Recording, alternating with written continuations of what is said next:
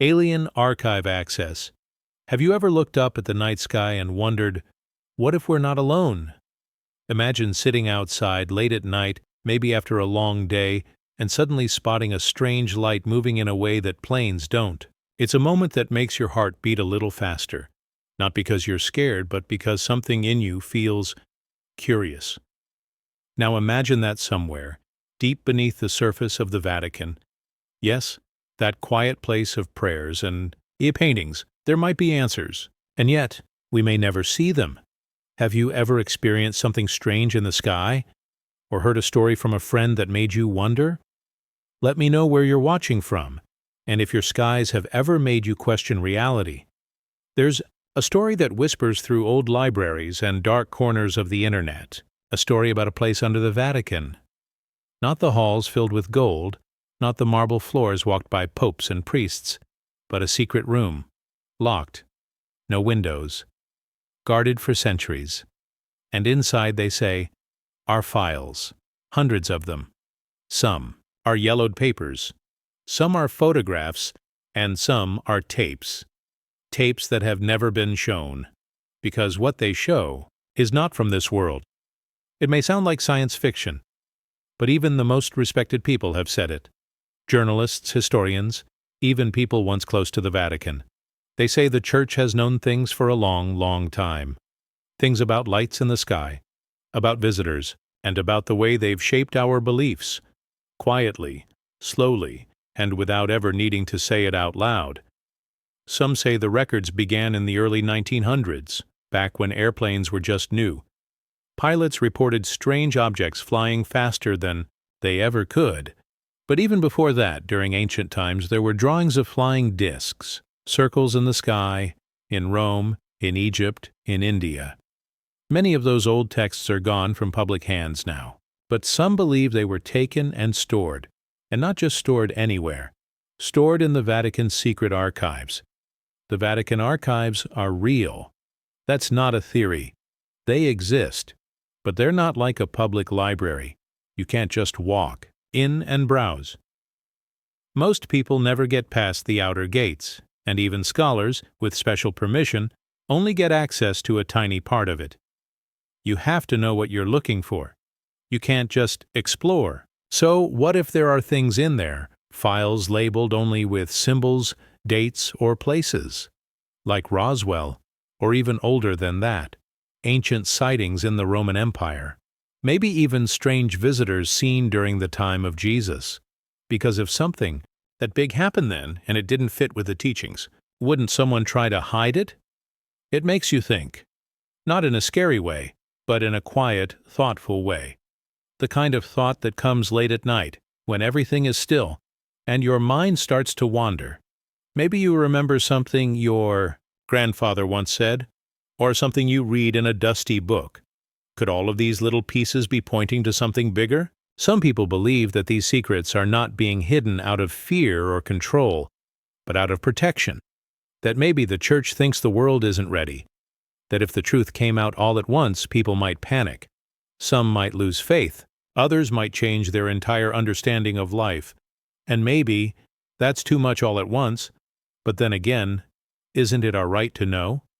If something is out there, watching, visiting, or even communicating, shouldn't humanity be prepared? What if these visitors mean no harm? What if they've been trying to help? And what if the truth could actually bring more peace than fear? There's something strangely comforting about thinking we're not alone. That in this big, silent universe, filled with stars and cold air and quiet darkness, there might be others. And maybe they've been here. Maybe they've watched us grow. Maybe they're waiting for the right time to say hello, and maybe, just maybe, the Vatican has known all along. Imagine walking into a quiet, dimly lit room filled with shelves taller than any person. The air smells like old paper and candle wax. You hear nothing but your own footsteps. On one of those shelves is a file with a name that doesn't sound like a place. It sounds otherworldly. Inside are images, sketches, and notes written in languages most of us can't read. But one thing is clear. The skies have been busy, and someone has been keeping track. It makes you wonder, what else do we not know? What else might be quietly stored away, waiting for a future where humanity is finally ready to face the truth? Whether or not you believe in aliens, UFOs, or secret archives, this story invites you to think deeper about belief, about what we're told, about what we choose to believe, and about how big the universe truly is. Sometimes the scariest thing is not monsters or darkness, it's not knowing. And sometimes the most beautiful thing is the mystery itself. If you've ever wondered what might be out there, or what secrets lie beneath ancient stone buildings, don't forget to leave a comment. Maybe one day the doors will open. And until then, we can dream, quietly, together. If you enjoyed this journey, leave a like, subscribe, and share your thoughts. Below, what do you think the Vatican might be hiding? More mysteries are waiting, and this was only the beginning. Time watching. Chronovisor. Have you ever wished you could rewind time and watch a moment from history unfold before your eyes? Picture closing your notebook after a long study session and dreaming of seeing ancient events play out as if you were really there. This idea feels like pure fantasy, yet somewhere in Italy, people whisper about a machine called the Chronovisor, a device said to let you view the past as clearly as a TV show. Before we dive in, I'd love to know, have you ever imagined seeing a moment from long ago? Share your city in the comments, and let's discover where our curiosity connects us. They say the Chronovisor was built by a team of scientists working in secret under the Vatican's watchful gaze. According to the story, this machine could tune into any date in history. You set the controls, choose a moment, say a day in ancient Rome or a stormy night in medieval France, and the screen would flicker to life with moving images. Imagine watching the crucifixion of Christ as if you were standing on Golgotha, or hearing Cicero speak in the Roman Forum, his words echoing through marble columns. It may sound like science fiction, but the legend grew from the accounts of Father Pellegrino Ernetti, a Benedictine monk who claimed to have helped build the device in the 1950s. He said the Chronovisor worked by detecting residual energy left behind by living beings. Just as a voice can leave an echo in a canyon, events leave a subtle imprint on space and time. The machine supposedly captured that imprint, transforming it into clear audio and video. Think of it this way. Have you ever recorded a phone call and played it back later? You hear voices, laughter, even arguments as if you're reliving the moment. The Chronovisor was described in similar terms, but on a cosmic scale. Instead of pressing record on your phone, the Chronovisor dialed into the past, playing back scenes lost for centuries. But here's the twist. If this machine really existed, who would allow its secrets to be shared? Stories suggest that the technology was deemed too dangerous. Powerful people worried that seeing the past so vividly could upend faith, history, and even personal identity. Imagine watching your own ancestors in their everyday lives or witnessing events that contradict the stories you learned in school. How would that change you? Would you feel closer to your heritage or unsettled by the new truths laid bare? This idea touches on something bigger than history. It's about how we connect with time itself. We all carry memories. The first time we rode a bike, the day we graduated, or a simple family dinner. These moments shape us. Now, imagine if you could look back not just at your own life, but at the lives of people who lived thousands of years ago. What would you feel? Wonder? Connection? Perhaps a hint of sorrow for lost voices. Yet the Chronovisor remains a mystery. No blueprints, no working model, no official confirmation. Just whispers in dusty archives and interviews hidden in old magazines. Some say the records were locked away in Vatican vaults, sealed until humanity is ready. Others believe the device was dismantled and its parts scattered to prevent misuse. It's a reminder that some secrets may be kept, not to hide the truth, but to protect souls from the weight of knowing too much. In our everyday lives, we find ourselves craving glimpses of the past. We watch documentaries, read old letters, or scroll through family photos to feel closer to moments we never lived. The Chronovisor legend taps into that desire. It asks, what if we could move beyond memory and really see what happened? Would it satisfy us, or would it leave us longing for more? As you think about this, consider your own life. Maybe you've looked through a photo album and felt a wave of nostalgia. Or you've replayed a childhood memory in your mind, wishing you could revisit it. The Chronovisor story magnifies that feeling, turning a private memory into a universal quest to capture time itself. If the Chronovisor exists, it could show us moments that reshape our beliefs. A single glance at the past might reveal new insights about our humanity. But if it doesn't exist, perhaps the legend serves a different purpose. It reminds us how precious our memories are, and how history, even when imperfect, connects us across generations. Before we journey deeper, I'd love to hear from you. What moment in history would you most want to see? Drop a comment with your choice, and let's explore these mysteries together. If you felt the tug of history's unseen threads, hit like and subscribe. In the next video, we'll step into the hidden corridors of the Vatican and explore the files that may hold the secret to this time-watching machine. Until then, keep your mind open and your heart curious. There are more mysteries waiting just beyond the veil of time. Pet elephant skeleton. Have you ever stumbled upon an old family photo and felt a surprising connection to someone you never met? Imagine that feeling magnified by 1,000. Walking through the quiet halls of the Vatican and learning there lies the skeleton of an elephant named Hanno, a royal gift to Pope Leo X almost 500 years ago. It's hard to picture modern Rome, with its busy streets and tourists sipping espresso, and yet beneath those cobblestones rest the silent bones of a creature from distant lands. Think back to a time you misplaced something small, maybe your lucky pen before an important exam or your favorite scarf on a windy day, and felt a pang of loss mixed with wonder at how something so familiar could vanish. Now imagine that loss stretched across centuries and continents, a majestic animal lost to history until its remains were quietly buried beneath the very center of Christendom.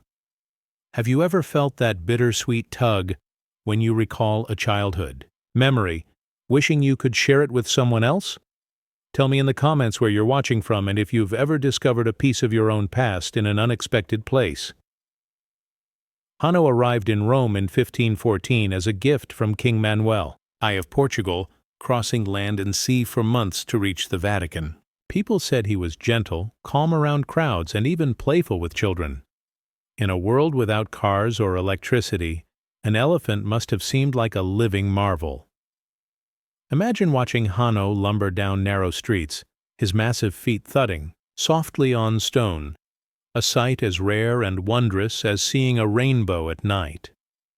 The elephant's presence inspired joy and fear, curiosity and reverence, reminding people that the world held marvels beyond their everyday lives. Over time, Hanno became part of Vatican lore. He grazed in the gardens, escorted by guards who treated him with deference. Yet, as seasons changed and the years rolled by, Hanno aged. When he passed away, mourners laid his body to rest beneath a simple tomb. But the real mystery began later, when explorers and scholars realized that his bones had never been displayed or studied. Instead, they lay hidden, forgotten under layers of soil and history, waiting for modern archaeologists to uncover them centuries later. This story of Hanno's journey speaks to a bigger theme: how we choose to remember and what we choose to bury. In our own lives, we sometimes tuck away memories that feel too large or too tender, like a failing relationship we never quite processed, or a dream we abandoned when reality felt too heavy. Just as Hanno's remains were almost lost to time, our personal histories can fade if we never pause to honor them. And yet when we do dig into the past, whether by dusting off old photographs or by carefully unearthing ancient bones, we find a richer story, one that connects us to people and creatures long gone. Some say the Vatican kept Hanno's skeleton out of sight to avoid scandal or simply because it didn't fit the image of a holy city. Others believe they protected it as a sacred relic, a reminder of humankind's bond with nature and the exotic gifts offered in friendship. In that sense, Hanno's bones are more than just an archaeological find. They are a bridge between worlds, between Europe and Africa, between religion and wonder, between loss and the enduring power of memory. In our digital age, we rely on images and data to preserve what we fear might slip away. Artificial intelligence can reconstruct faces from skull scans, and virtual reality can transport us to places we've never been. But even the most advanced technology cannot replicate the awe you feel standing beside long-buried bones, knowing they once belonged to a living, breathing being that roamed the earth. It reminds us that some mysteries deserve to be left partly to the imagination, to stir our curiosity and our sense of wonder. As we reflect on Hanno's story, consider the hidden treasures in your own life, those quiet moments and silent keepsakes that shaped you. What would you choose to uncover if you could? Before we continue, I'd love to hear from you. What's one memory you've recently rediscovered that surprised you? Share it below so we can explore these hidden histories together. If this journey through time and Earth spoke to you, please tap the like button, subscribe, and ring the bell so you won't miss our next deep dive. In the next video, we'll wander through the hidden tunnels beneath St. Peter's Basilica, tracing the footsteps of those who walked there centuries ago. Until then, take a moment today to honor your own buried stories and remember that sometimes the quietest bones tell the loudest tales. Buried Templar treasure. Have you ever opened a locked drawer in your home and found something you thought was lost forever? Imagine that same thrill, but magnified across centuries, as you step into a hidden vault beneath the Vatican, where whispers say the lost gold of the Knights Templar lies untouched. Picture the weight of such a discovery, the gleam of ancient coins and jeweled crosses glowing faintly under your flashlight. It feels both exciting and a little unreal, like finding a secret in your own backyard that could change everything you know. Before we journey deeper, I'd love to hear from you. Have you ever stumbled upon a forgotten treasure, big or small, that made your heart race? Drop your story and city in the comments so we can connect over the thrill of discovery. The legend begins in the early 1300s, when the powerful Templar order faced sudden suppression. They had grown wealthy through pilgrim donations, land holdings, and loans to kings. When the Pope and King of France turned against them, hundreds of knights were arrested and their grand estates seized. Yet many believe that before the raid, they secreted vast stores of treasure, gold, silver, sacred relics, far from prying eyes. Some say the treasure was smuggled to Scotland, others to Cyprus. But a persistent rumor claims the richest hoard never left Rome. Instead, it was hidden beneath the very walls of the church they once served. Think back to a time you played hide-and-seek as a child, curling up in a small space no one thought to check. The feeling was part excitement, part safety. Now imagine a vault so well concealed that not even invited scholars could find it, a hiding place worthy of a king's ransom. In everyday life, we all hide things away. A secret diary tucked beneath the mattress, a favorite snack hidden on the highest kitchen shelf. We do it to protect what matters most. The Templars, facing betrayal from the highest powers, would have done the same, only on a much grander scale. They reportedly marked secret entrances with symbols known only to their order, carved into church walls or hidden in frescoes. It's said that if you follow the right pattern, a loose stone shifts, revealing a narrow stair that leads down into darkness. There, in cold silence, rest chests bound in iron, heavy with years and mystery.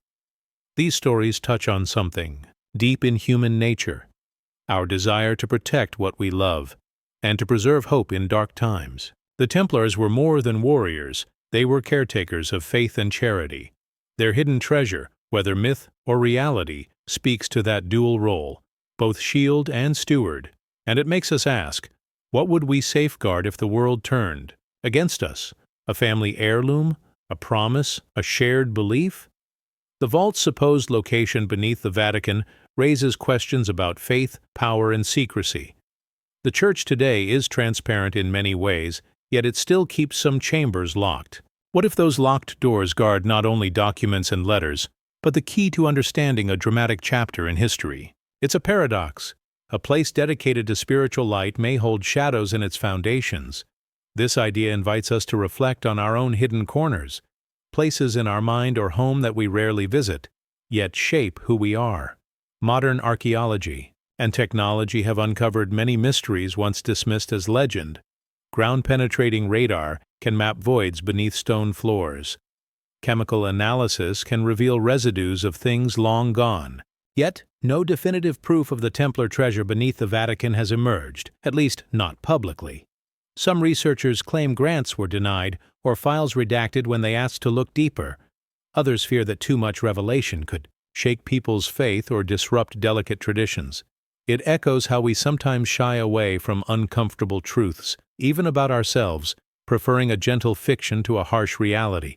This hidden trove also touches on language and symbols. The Templars used ciphers and codes to pass messages. In our digital age, we send encrypted messages every day, trusting apps to keep our words safe. The vault's entrance might still be guarded by a centuries-old riddle, carved in medieval Latin and Greek. Solving it demands both knowledge of ancient tongues and an intuitive leap. Much like interpreting a dream or a sudden gut feeling, it reminds us that meaning is often buried beneath the surface, waiting for patience, trust, and curiosity to unearth it. On an even broader level, the buried treasure story speaks to mental health. We all carry secrets we fear to share. Moments of pain, regret, or shame. Those buried feelings can weigh us down like heavy chests in a hidden crypt. And yet, when carefully brought to light, they can become sources of strength, compassion, and healing. The Templar treasure, once uncovered, might have been used to rebuild communities or feed the poor. In our own lives, unearthing our truths with kindness can lead to growth and connection. Some believe that if we ever find this treasure, it could finance new philanthropic work, restoring ancient buildings, supporting education, or feeding those in need. It raises a question. Should hidden wealth remain secret, or should it serve a greater good once claimed? In our world today, where inequality grows and secrets often protect the powerful, the Templar treasure legend invites us to consider our own values. Would you share a newfound fortune with those who need it most, or guard it for personal gain? As you reflect on this, think of the last time you shared something valuable, an idea, a memory, or even a small gift. How did it feel to give? How did it feel to receive? Those simple acts mirror the grandest legends, showing that the most precious treasures are often not gold or gems, but the bonds we form when we choose to share. Before we step away from this silent vault, I'd love to hear from you. What would you do if you found a chest full of Templar gold? Comment below with your plan: exploration, charity, or maybe a quiet return to the earth. Your answers will guide our next journey into the Vatican's hidden halls. If this tale of secret wealth and ancient brotherhood stirred something in you, go ahead and tap the like button. Don't forget to subscribe for more stories that bridge the past and present with calm curiosity. Next time, we'll explore the forbidden Bible books said to rest in those same vaults, pages that challenge everything we thought we knew. Until then, carry a bit of mystery with you today. And remember, some treasures are buried not to keep us away, but to invite us to look closer. Forbidden Bible books. Have you ever opened an old book and felt a thrill, as if you might stumble on a secret no one else has seen? Imagine walking through the silent halls of the Vatican, the air cool and still, and knowing that behind a locked, Dr. Lie pages written by voices lost for nearly 2,000 years, stories of faith and doubt that were never meant for the masses. Before we step deeper, tell me where you're watching from and whether you've ever uncovered a forgotten journal or letter that surprised you. Then go ahead and tap like and subscribe so we can continue this journey together. Long ago, in the dusty monasteries of Egypt and Syria, monks copied texts that spoke of Jesus' life in ways different from what most of us learned in church. These writings, called apocryphal Gospels, include tales of Mary's childhood, secret teachings whispered by Jesus to his closest friends, and visions of heaven that read like a dream. They offer gentle advice on forgiveness, illustrations of compassion between friends, and simple lessons about the heart. Imagine a summer afternoon when the sun is bright and you're cooling off with a cold drink, and a friend shares a story you've never heard before. How that fresh twist on an old tale can make you see everything in a new light. But as early church leaders worked to shape a single unified message, they decided which books to read in worship and which to lock away. The books that didn't fit the official story were hidden.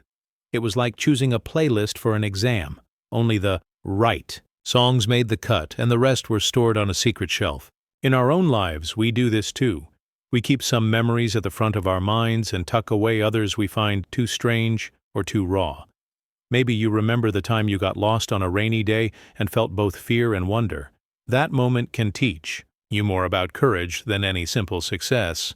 When you think about these forbidden books, you realize they challenge what we believe. They show us that language itself is a river, always flowing, and that meaning can shift with each new listener. A phrase that brings comfort to one person can puzzle another. Much like how a weather forecast predicts sunshine but delivers rain, our expectations about faith sometimes miss the surprises hidden in the clouds. Those early writers may have captured moments of laughter between disciples, scenes of kindness that felt too quiet for public liturgy, or questions about sorrow that felt too sharp for a public altar. The very act of hiding these books speaks to a deeper paradox. We crave certainty, especially when it comes to faith and identity, yet our hearts also long for mystery. It's like a close friendship where you know someone so well that their small private jokes become precious, until you realize there are whole parts of their life you'll never see. In the same way, these texts remind us that our spiritual heritage is richer and more varied than the narrow path we sometimes walk. They touch on mental health, too. Reading a story that understands your deepest doubt can feel like a cool breeze on a stifling day, offering relief when you thought you were alone. Some scholars say that a few pages of these books survive in hidden vaults, waiting for the day when they can be safely shared. Others believe that modern technology, artificial intelligence scanning ancient fragments, could one day piece together texts long lost to time. Imagine AI like a gentle librarian, carefully assembling torn pages and faded ink into a complete story. But even that vision holds a question. If we could know every whispered word of Jesus' hidden teachings, would we feel closer to our own faith, or would we feel overwhelmed by the weight of too much information? In our relationships, we learn that sometimes it's the unspoken moments that matter most. A shared glance, a touch on the shoulder, a secret kept in trust. These forbidden books are like that unspoken space. They carry the echoes of voices calling us to kindness and understanding, yet they remain unseen. What does it say about us when we choose to hide the lessons that might comfort someone who feels lost? In a world where division often wins the headlines, these ancient texts could remind us that empathy and doubt have always walked hand in hand. Perhaps one day these pages will see the light again, offering a new lens on compassion and human connection. Or perhaps they will stay buried, a quiet treasure reminding us that some truths are not lost but saved for when we are ready to receive them. As you let this possibility sit in your mind, think of a time you held back a thought or a question because you feared the response. What might change if you shared it gently, trusting that it could bring healing instead of harm? If this story of hidden gospels and silent teachings speaks to you, leave a comment with what question you would ask those ancient writers and share your location so we can build this curious, thoughtful community together. Don't forget to like and subscribe for more calm explorations into the mysteries that lie beneath history's surface.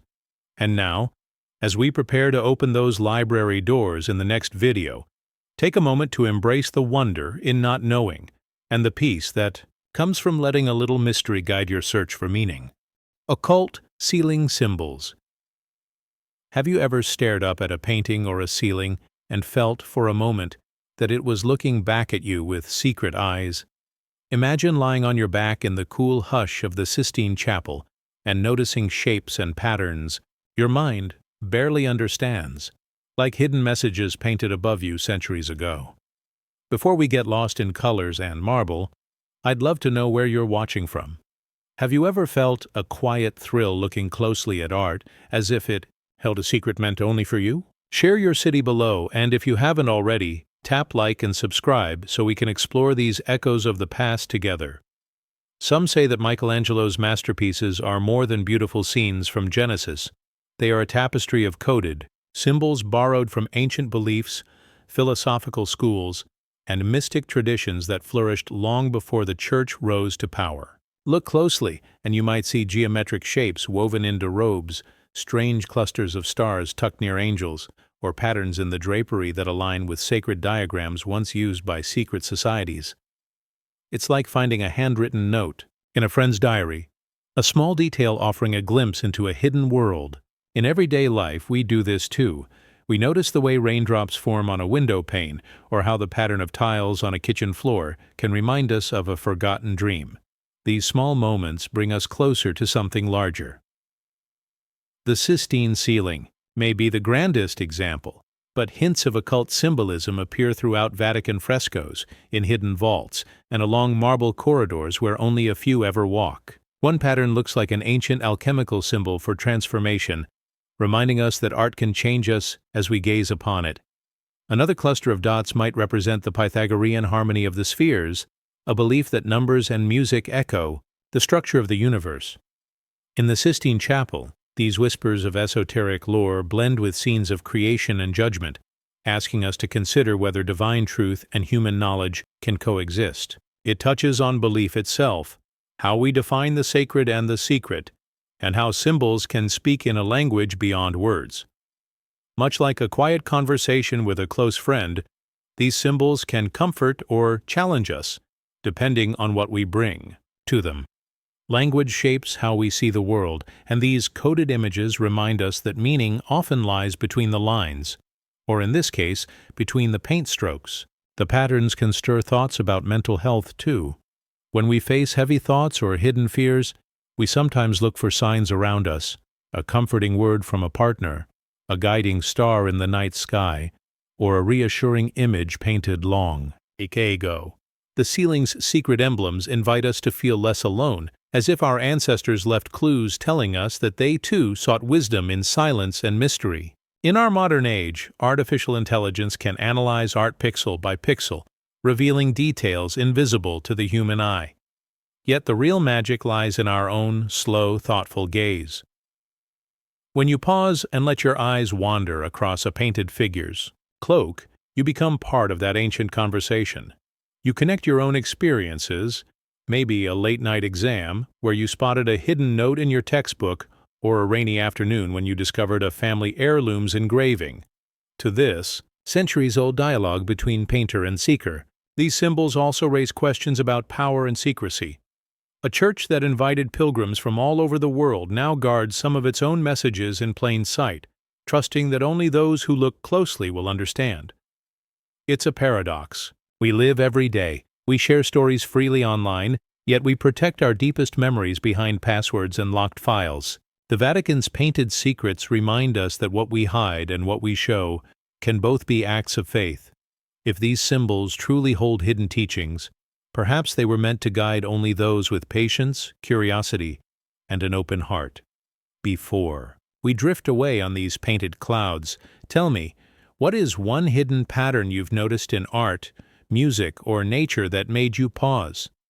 Drop your story in the comments, and let's build a gentle community of curious minds. If this glimpse into coded imagery intrigued you, go ahead and hit like, subscribe, and ring the bell so you won't miss our next journey beneath marble floors, where we'll uncover the stories carved into tombs and crypts.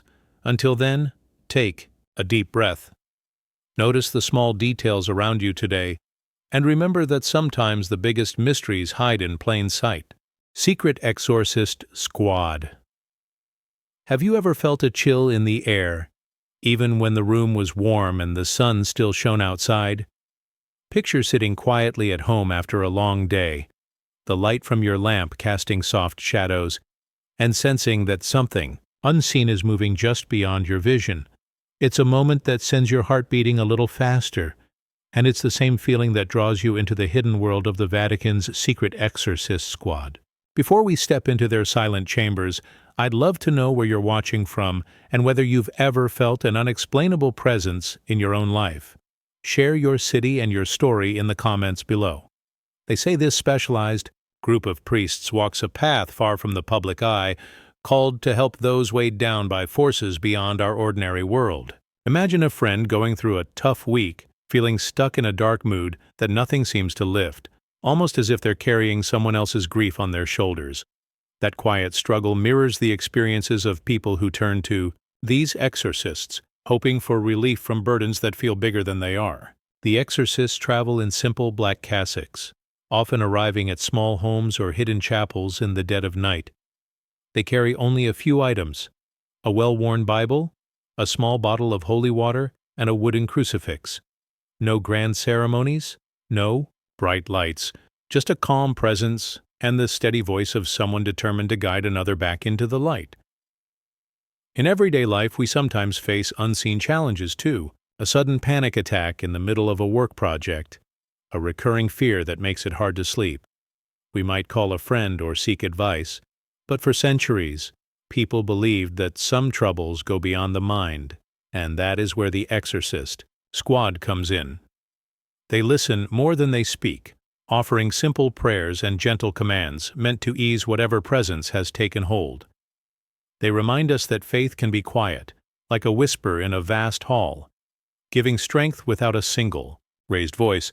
This hidden ministry touches on belief itself. We all carry stories of things we cannot prove: a loved one who seemed to visit in a dream, a sudden calm when we faced a crisis, or the feeling that someone is watching over us. Those moments sit at the heart of many religions and philosophies. The exorcist squad turns those private experiences into a shared ritual, blending ancient words with heartfelt concern. It shows how language and ritual can shape healing. A single phrase, spoken softly, can break the hush of fear, much like the click of a lamp switch brightens a dark room. Yet, the paradox remains: the church that shares its message openly also keeps these rituals behind closed doors, believing some ceremonies are too intense for public display. It mirrors how we choose what to reveal and what to protect in our own hearts. We post happy moments online, but hide our deepest fears in private journals. The exorcists remind us that our most hidden feelings, shame, grief, anger, may need gentle guidance rather than public applause. This practice also touches mental health. Today we understand anxiety, depression, and trauma in medical terms, and we seek therapy or medication to find balance. But for some people, the weight they feel is so heavy that it seems to come from outside themselves. The exorcist squad listens without judgment, offering a different kind of hope. It's like having a friend who not only hears your worries, but stands beside you, speaking words meant to restore a sense of peace. In our own lives, we've all needed that kind of calm presence. Someone who sees our pain and simply says, "You are not alone." In a modern twist, some researchers wonder if artificial intelligence could one day help identify patterns of speech or behavior that suggest someone needs help, even if those needs feel spiritual. Imagine an app that gently suggests breathing exercises when your voice shows signs of panic. In the same way, the exorcist squad watches for subtle clues: tremors in the voice, a sudden coldness in the room, a look of confusion in the eyes, and responds with caring ritual rather than cold analysis. It's a reminder that technology can assist, but human compassion remains at the core of true comfort. The exorcist's work often ends quietly. Once the prayers conclude, they gather their simple tools and leave as softly as they arrived. The person who sought their help might feel lighter, as if a burden has lifted, or they might simply feel heard for the first time in years. That silent departure is part of the ritual's power. It reminds us that healing sometimes happens in the spaces between words, in the hush after a storm, the calm that follows a difficult conversation, or the moment when we close our eyes. and allow ourselves to breathe again. As you reflect on this, think of a time you offered comfort to someone without seeking praise. Maybe you sat with a friend in silence or held a hand when words failed. Those small acts echo the work of the Secret Exorcist Squad, peacemaking in hidden rooms, bringing light where shadows linger. If this exploration spoke to you, please tap the like button now, subscribe for more gentle journeys into hidden stories, and ring the bell so you won't miss our next video. In our next adventure, we'll step into the mystery of a lost baby's lullaby buried beneath ancient stone, asking how music can carry memory across centuries. Until then, take a moment today to reach out to someone who might need a quiet word. And remember, sometimes the bravest act is simply to listen. Disappeared. Teen mystery. Have you ever walked home alone at dusk and felt the hairs on your neck stand up, wondering if someone might be watching you from the shadows? Picture that same chill multiplied by 1,000, set against the grand walls of Vatican City, where in 1983 a 14-year-old girl named Emanuela Orlandi vanished without a trace, leaving behind a world of questions that still echo through empty hallways today. Before we step into this quiet, unsettling tale, I'd love to know where you're watching from and whether you've ever experienced something that left you searching for answers. Share your city and your story in the comments, and if you haven't yet, please tap like and subscribe so we can build this caring community together. It was a warm June afternoon when Emanuela, the daughter of a Vatican employee, slipped out to run a small errand and never returned home. Imagine asking your parents for a quick favor on a sunny day, expecting to be back in minutes, only for those minutes to stretch into hours, days, and then years. Friends and family searched the winding streets, the quiet parks, and the shadowed courtyards, hoping she had simply gotten lost or needed a safe place to gather her thoughts. But as daylight turned to dusk and dusk to night, every corner of the city seemed to hold its breath, as though the stones themselves knew something we did not. In the weeks that followed, rumors swirled. Some whispered of secret meetings in hidden rooms. Others spoke of dark deals made behind closed doors. The very place meant to be a sanctuary of faith and hope became a labyrinth of fear and suspicion. For many, it broke the comfortable illusion that a city so devoted to peace could be vulnerable to such a personal tragedy. It was like discovering a crack in a grand vase you believed was unbreakable. Suddenly, every piece you hold seems fragile. Think back to a time you misplaced something precious, your favorite book before an important exam, or your phone minutes before an urgent call, and felt that sinking feeling of panic mixed with disbelief. That same feeling gripped the Orlandi family as days passed without word, and every phone call that wasn't hers felt like salt on an open wound. They clung to hope, holding on to the belief that she might have been taken by someone who would soon realize their error and set her free. But as the weeks turned into months, hope became a soft whisper in a silent room. The many theories that emerged only deepened the mystery. Some thought the disappearance was linked to financial scandals within the Vatican Bank. Others believed it connected to secret criminal groups or even foreign governments. Imagine working on a group project and suddenly suspecting that one member was hiding a secret so big it could unravel everything you believed you understood. Each new rumor felt like a tantalizing clue, yet it also threatened to distract from the simple truth that a young girl was missing and needed help. In a way, this is like the anxiety we feel when social media explodes with unverified news. The flood of theories can leave us more confused than before. For decades, the Vatican maintained a careful silence, offering occasional statements of sympathy, but few concrete answers. That silence became its own kind of echo, reverberating through church corridors and private conversations alike. It made ordinary people wonder, how do we balance respect for an institution with the desperate need for transparency? It's a paradox we face in our own lives when we trust someone who then chooses not to tell us the whole story. Do we confront them, or do we remain patient and hopeful? Through it all, Emanuela's face remained a gentle reminder of the personal cost of secrecy. Posters of her smiling face went up in neighborhoods across Rome, a beacon of light calling everyone to remember that behind every rumor is a real human life.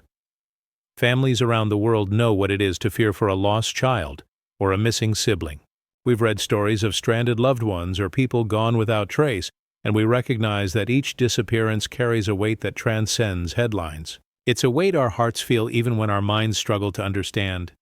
In recent years, small breakthroughs have surfaced.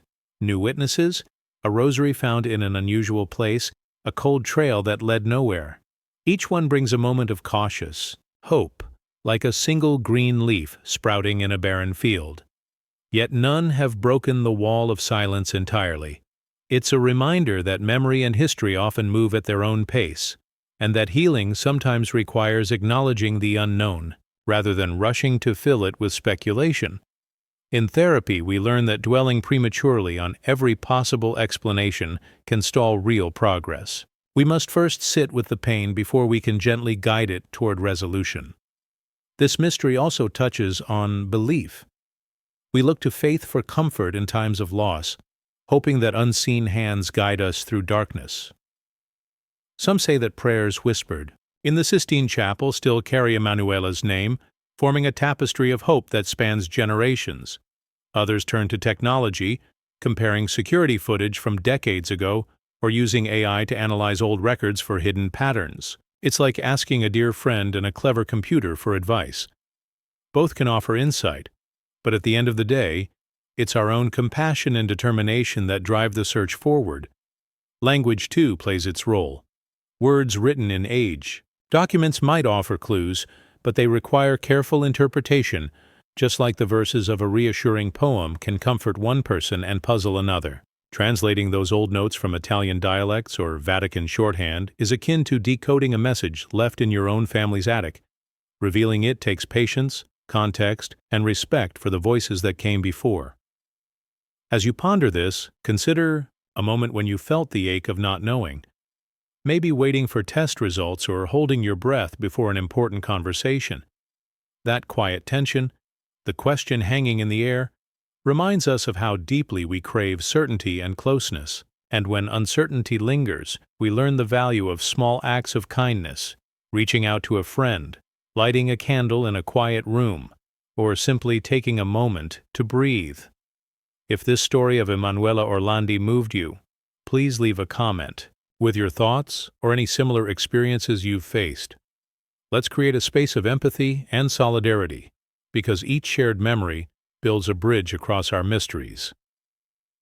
Don't forget to tap like and subscribe so we can continue unraveling hidden stories together. In our next video, we'll explore the traces of a forgotten chapel beneath Vatican grounds, where whispers of the past still linger in the walls. Until then, hold your loved ones close, and remember that sometimes the greatest power lies not in finding answers quickly, but in keeping hope alive through every unanswered question. Orlandi Gregori vanishing.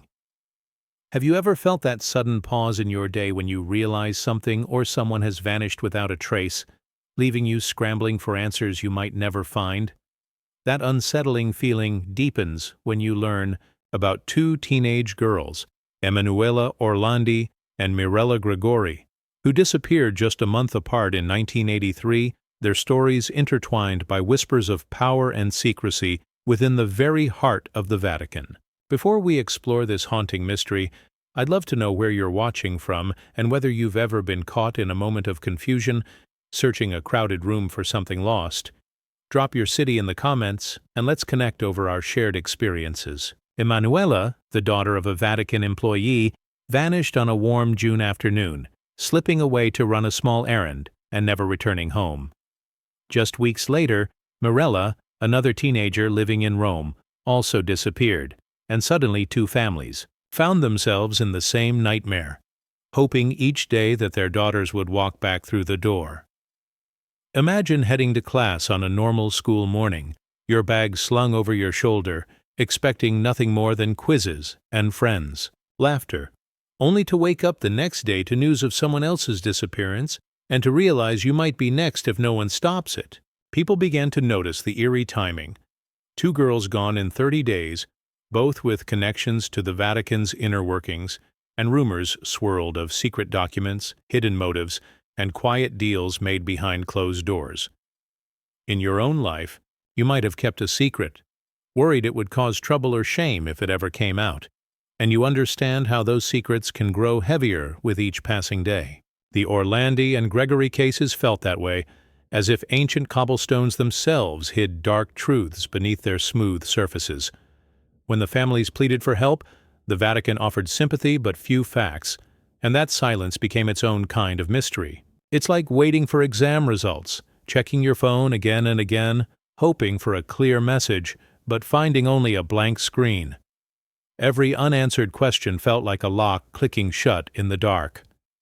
Journalists traced every lead.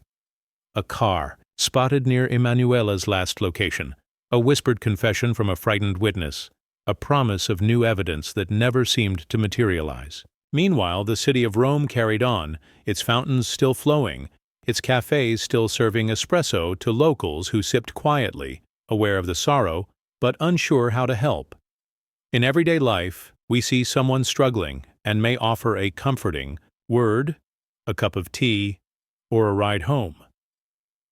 But for these families, simple gestures were not enough to pierce the veil of secrecy surrounding the disappearances.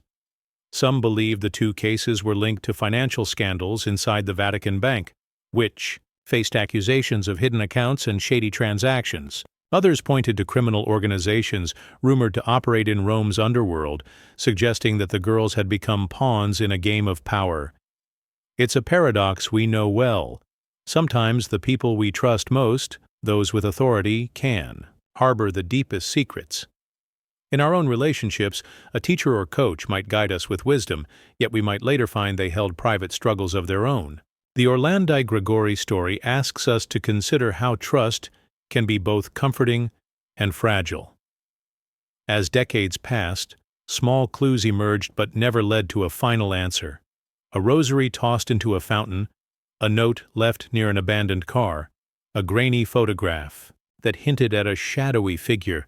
Each discovery sparked hope like a single candle in a dark room, only to flicker and fade when the trail went cold again. In moments of uncertainty, we might turn to our phones for guidance, searching for a sign or a map to lead us back to safety. But these families searched libraries, archives, and hidden folders, sometimes behind locked Vatican doors, to find the truth. Their patient perseverance reminds us that healing often comes not from quick fixes, but from sustained care, even when progress feels painfully slow. This mystery also touches on belief. For believers, the Vatican represents faith and compassion. For skeptics, it embodies hidden power and silence. Both perspectives can coexist in the same heart, tilting us between hope and doubt. It's like watching a sudden storm roll in on a sunny day. You trust the weather report, yet you keep an umbrella close, just in case. Language plays its part, too. Interviews recorded on tape, letters sent across continents, and messages left in diaries all carry different shades of meaning. Translating those words from one language or era to another can shift their tone, just as translating our own feelings into speech sometimes fails to capture their depth. In recent years, technology has offered new tools: facial recognition, scanning, old photographs, digital mapping of possible routes taken by the girls, and AI analyzing patterns in archived Vatican files. But no algorithm can replace the human heart's longing for closure, just as no machine can recreate the warmth of a friend's embrace when you feel most alone. In therapy, we learn that naming our fears is the first step toward healing. For the Orlandi and Gregori families, naming the truth has been a journey of courage beyond measure.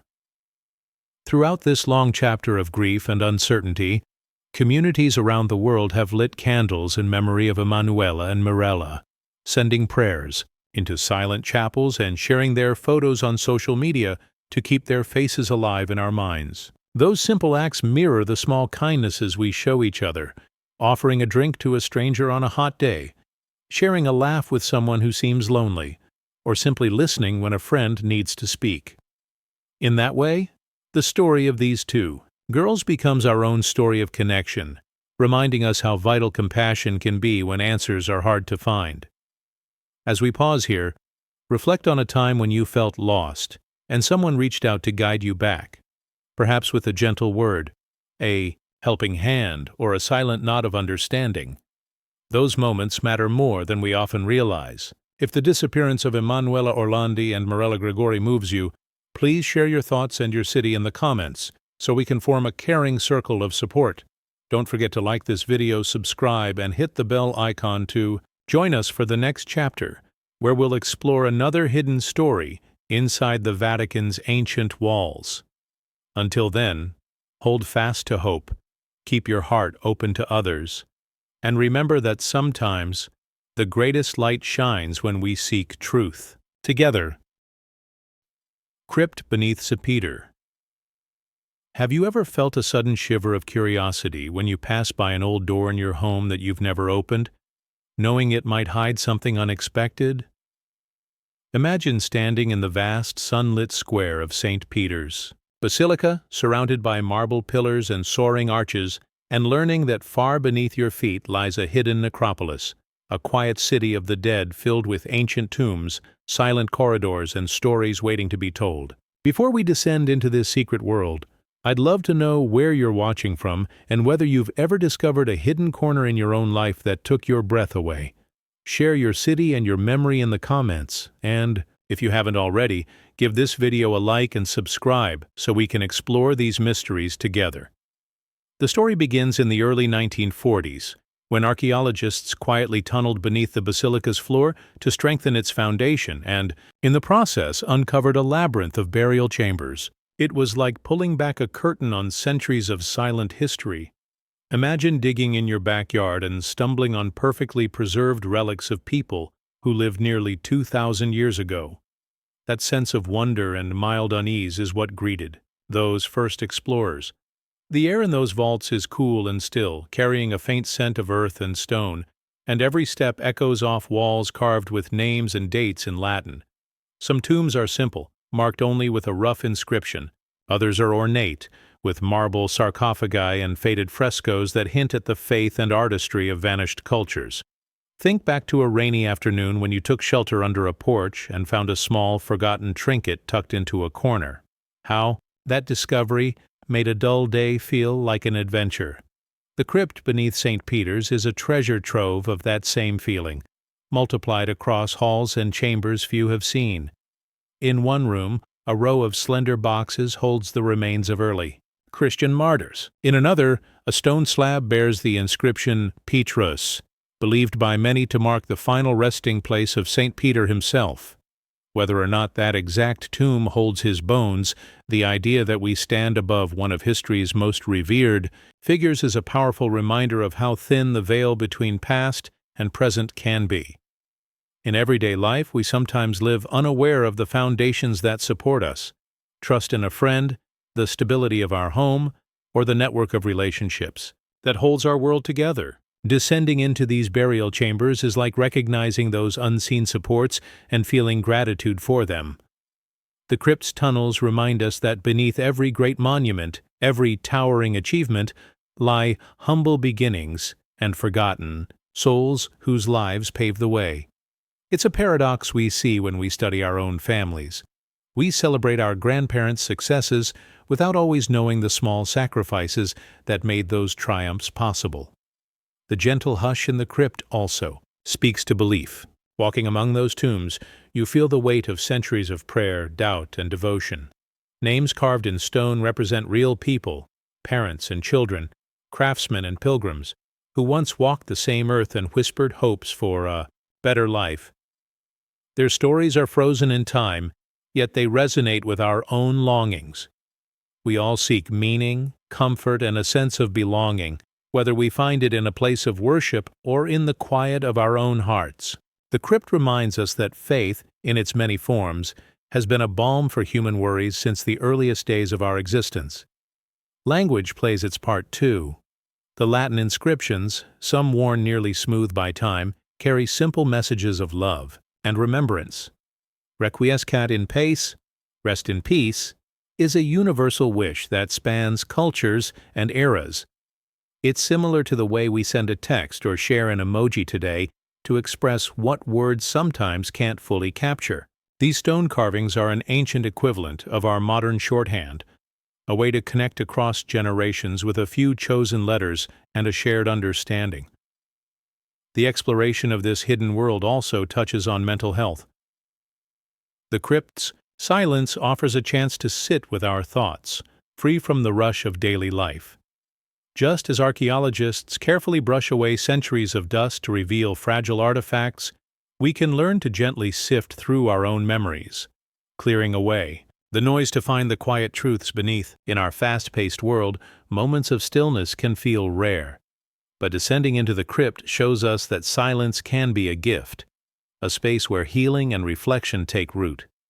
In recent years, technology has unlocked new ways to map and understand these ancient chambers without disturbing a single stone. Ground-penetrating radar and 3D modeling create digital twins of the crypt, letting researchers and curious minds explore its twists and turns from anywhere in the world.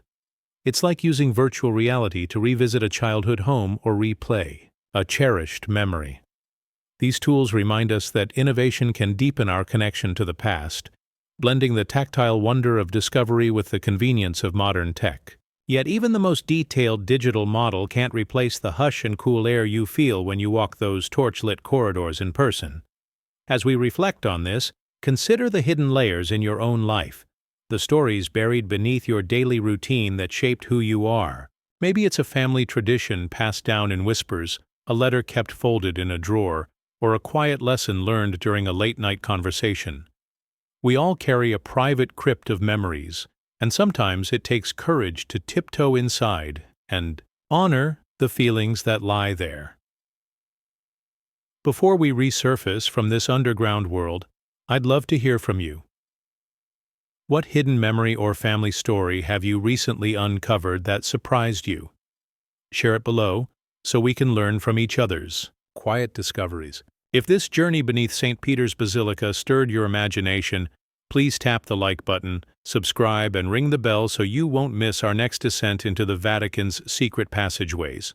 In our next video, we'll follow the footsteps of pilgrims who once navigated hidden stairways to meet the living Pope, exploring how those journeys shaped their faith and our shared history. Until then, carry a bit of this silent wonder with you today, and remember that the greatest mysteries often lie just beneath the surface, waiting for us to look a little closer. Hidden garden codes. Have you ever walked through a park or garden and paused, struck by an arrangement of flowers or statues that seemed more than decoration, almost like a message whispered in stone?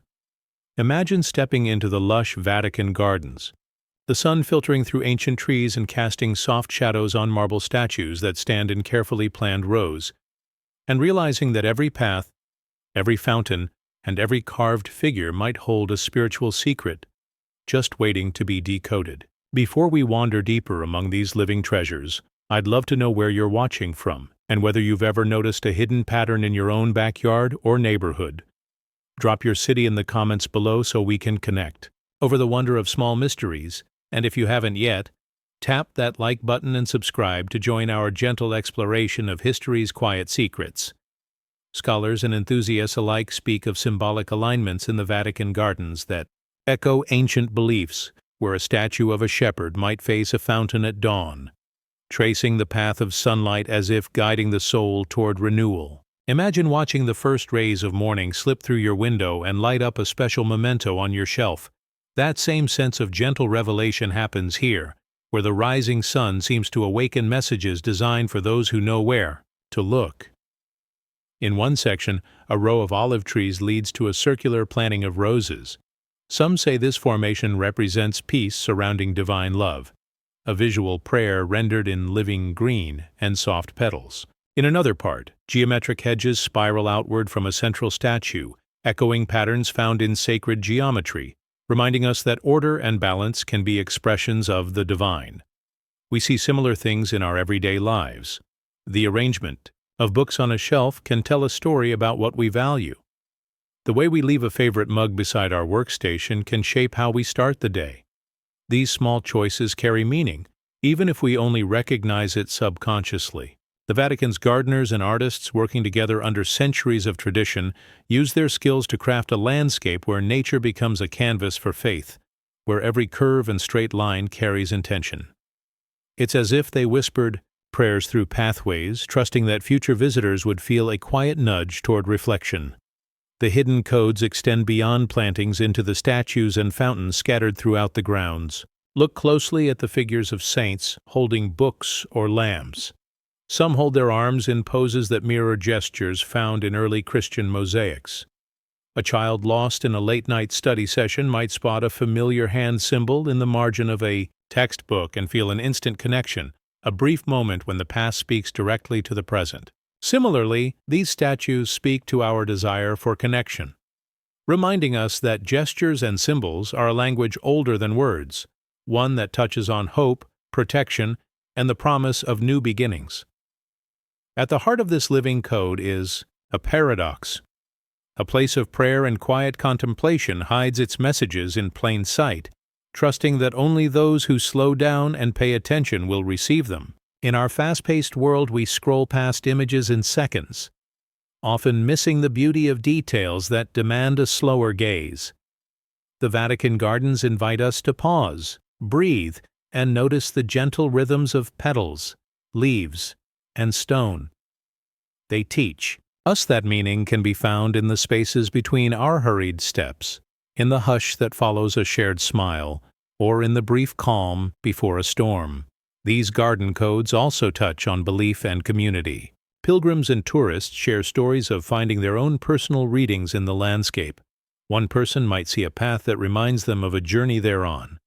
Another might feel comforted by a statue that seems to look right at them. It's a quiet form of communion where individual experiences weave into a tapestry of shared wonder.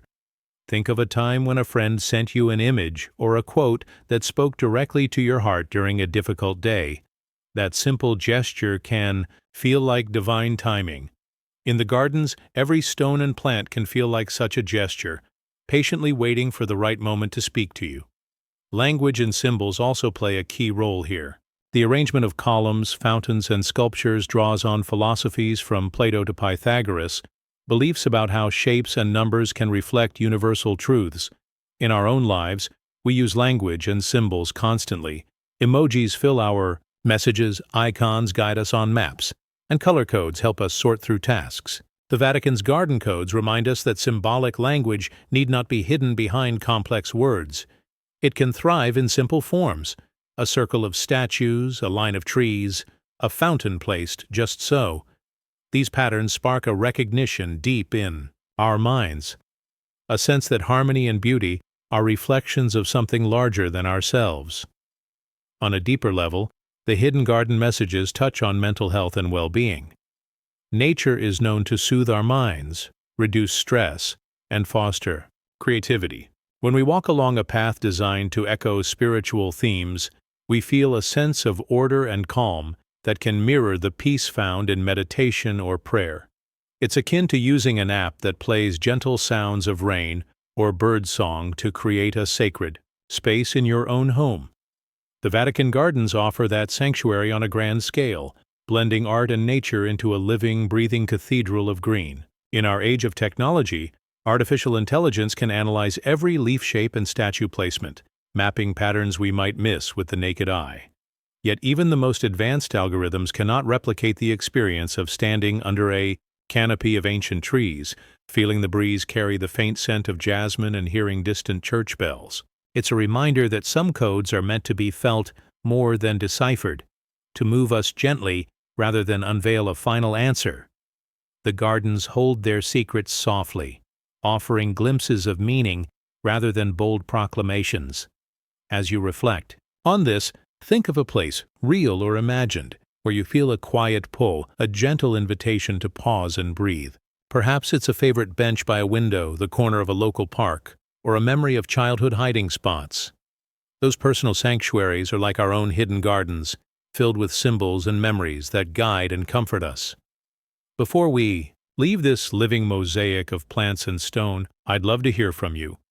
Where is your secret garden, and what simple symbol in your life speaks most deeply to you? Share your thoughts in the comments below so we can nurture this community of curious hearts. If this exploration of hidden codes in the Vatican gardens inspired you, please tap like, subscribe, and ring the bell to join our next journey into the silence beneath marble floors. Until then, carry a piece of these sacred patterns with you today, and remember that sometimes the greatest messages grow quietly, in the spaces we'd least expect. Glowing paranormal orbs.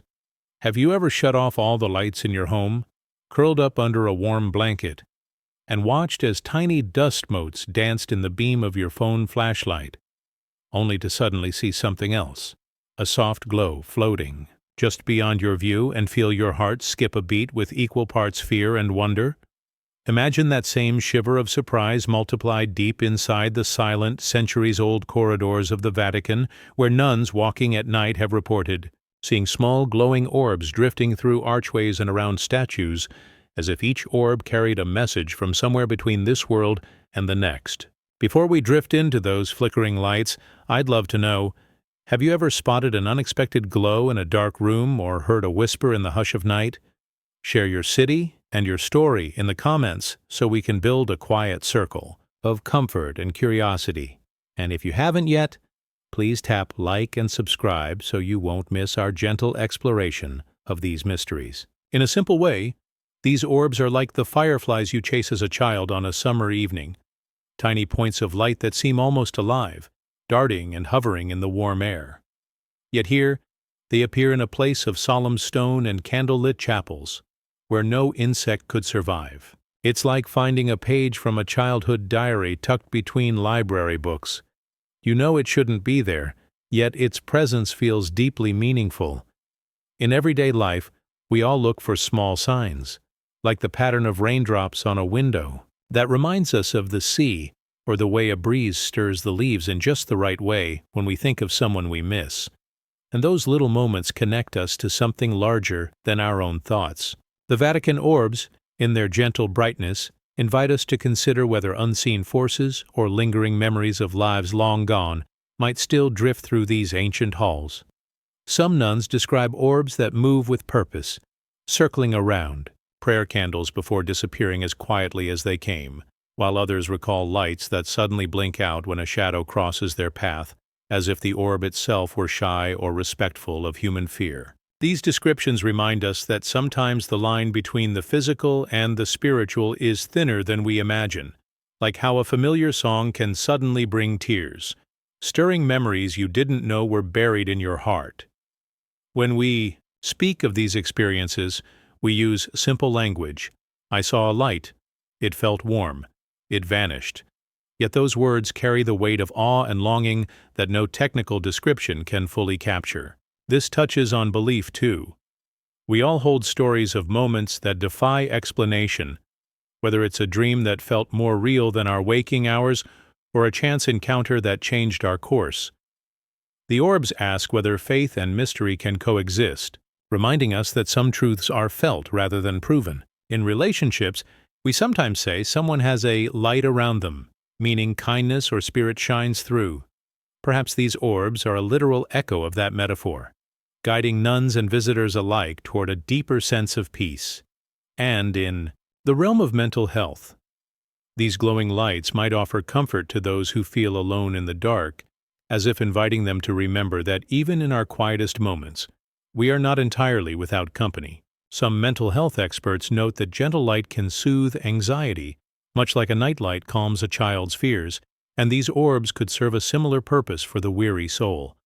On a modern note, researchers have begun exploring whether artificial intelligence could one day help us distinguish between natural phenomena, like tiny microbes in the air or light reflecting off hidden dust, and something more unusual. Imagine an app that listens for silent footsteps or watches for unexpected glows, gently alerting us with a soft chime when it detects something out of the ordinary, then guiding us to breathe deeply and stay calm. Yet even the most sophisticated sensor cannot replace the simple wonder of witnessing a glow that feels alive as it drifts past a carved angel or hovers near a weathered fresco. The real magic lies not in capturing proof, but in the moment of pause it creates, a chance to slow your breath, steady your heart, and feel the universe hold its breath along with you. And so, as we imagine those silent Vatican corridors lit by dancing orbs, we are reminded that some mysteries are meant to be lived more than solved. Before we continue into the deeper shadows where these lights seem most at home, please leave a comment about your own unexplained glow or unexpected sign, so we can comfort each other with shared stories. If the idea of glowing orbs in ancient halls stirred your curiosity, go ahead and tap like, subscribe, and ring the bell for our next calm journey. In our next video, we will wander through the hidden chapels where these lights are said to appear most often and listen for the whispers of history that still echo through stone and shadow. Until then, carry a gentle light in your heart, and remember that sometimes the brightest truths come in the smallest glows. Portrait Native America. Have you ever stared at a painting and felt as if it was speaking directly to you, whispering a story you had never heard before? Imagine standing before a vivid fresco in an ancient Vatican hallway, its colors still fresh, its figures still alive, and seeing a scene that feels impossibly out of place.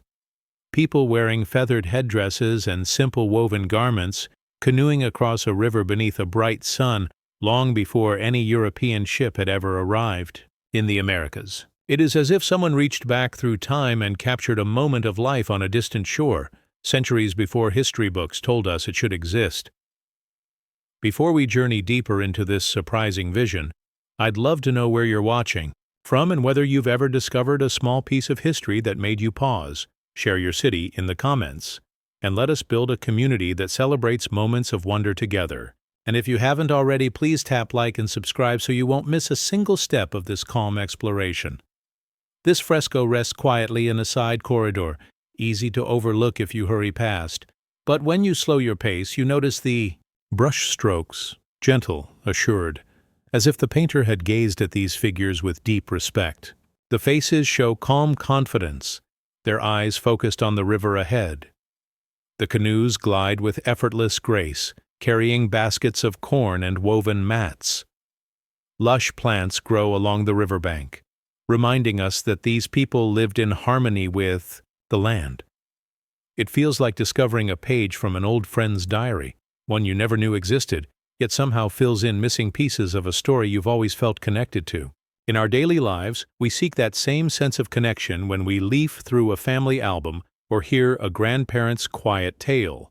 We feel grounded by those small moments of shared memory. This fresco, painted long after the first missionaries returned from overseas travels, asks us to consider whether the Vatican's artists had access to travelers' sketches or local accounts that hinted at the rich cultures of the Americas, stories carried by word of mouth or by delicate drawings on parchment. It reminds us how history often travels in whispers before it arrives in print. Have you ever played telephone with friends and noticed how a single phrase changes as it passes from person to person? That same subtle shift can happen across oceans and centuries, altering the way we understand distant places. The fresco's appearance raises questions. Did artists hear of these lands from sailors who spoke in hushed tones?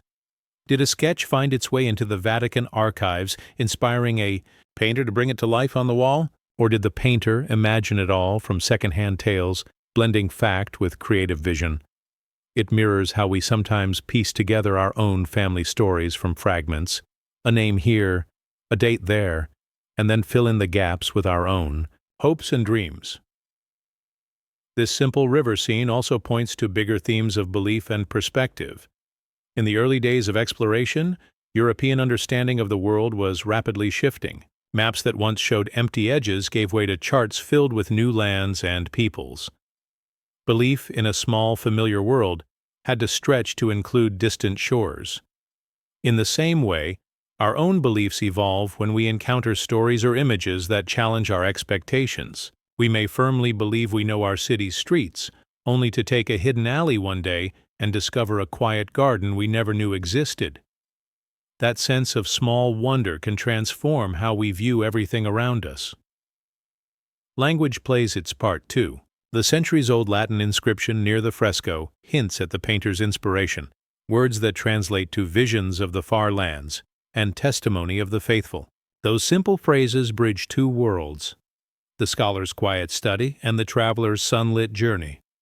It is a reminder that words, like images, shape our understanding of the unknown, just as a text message can spark a memory of a childhood friend.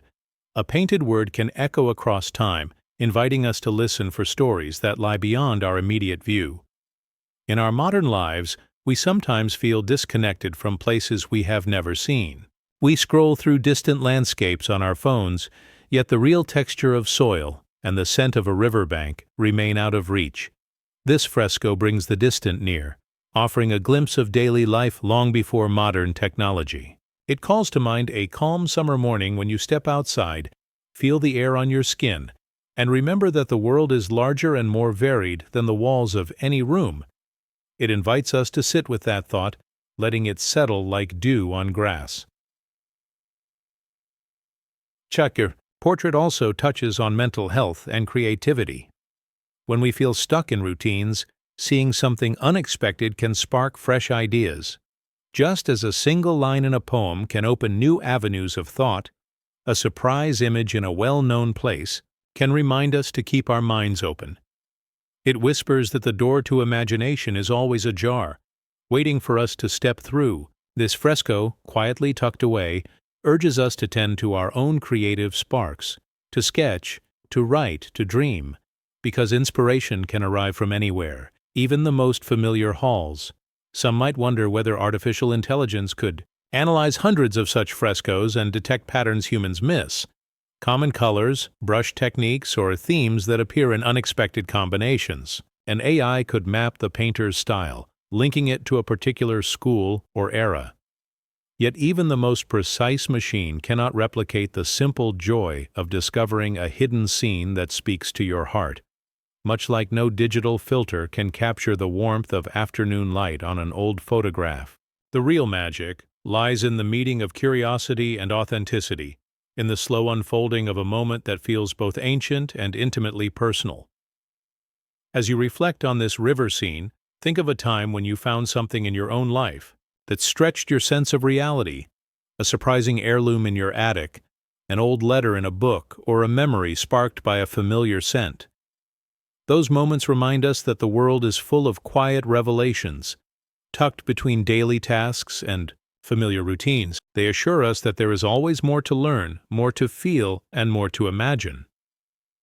Before we step away, I'd love to hear from you. What unexpected discovery have you made that changed how you see your world?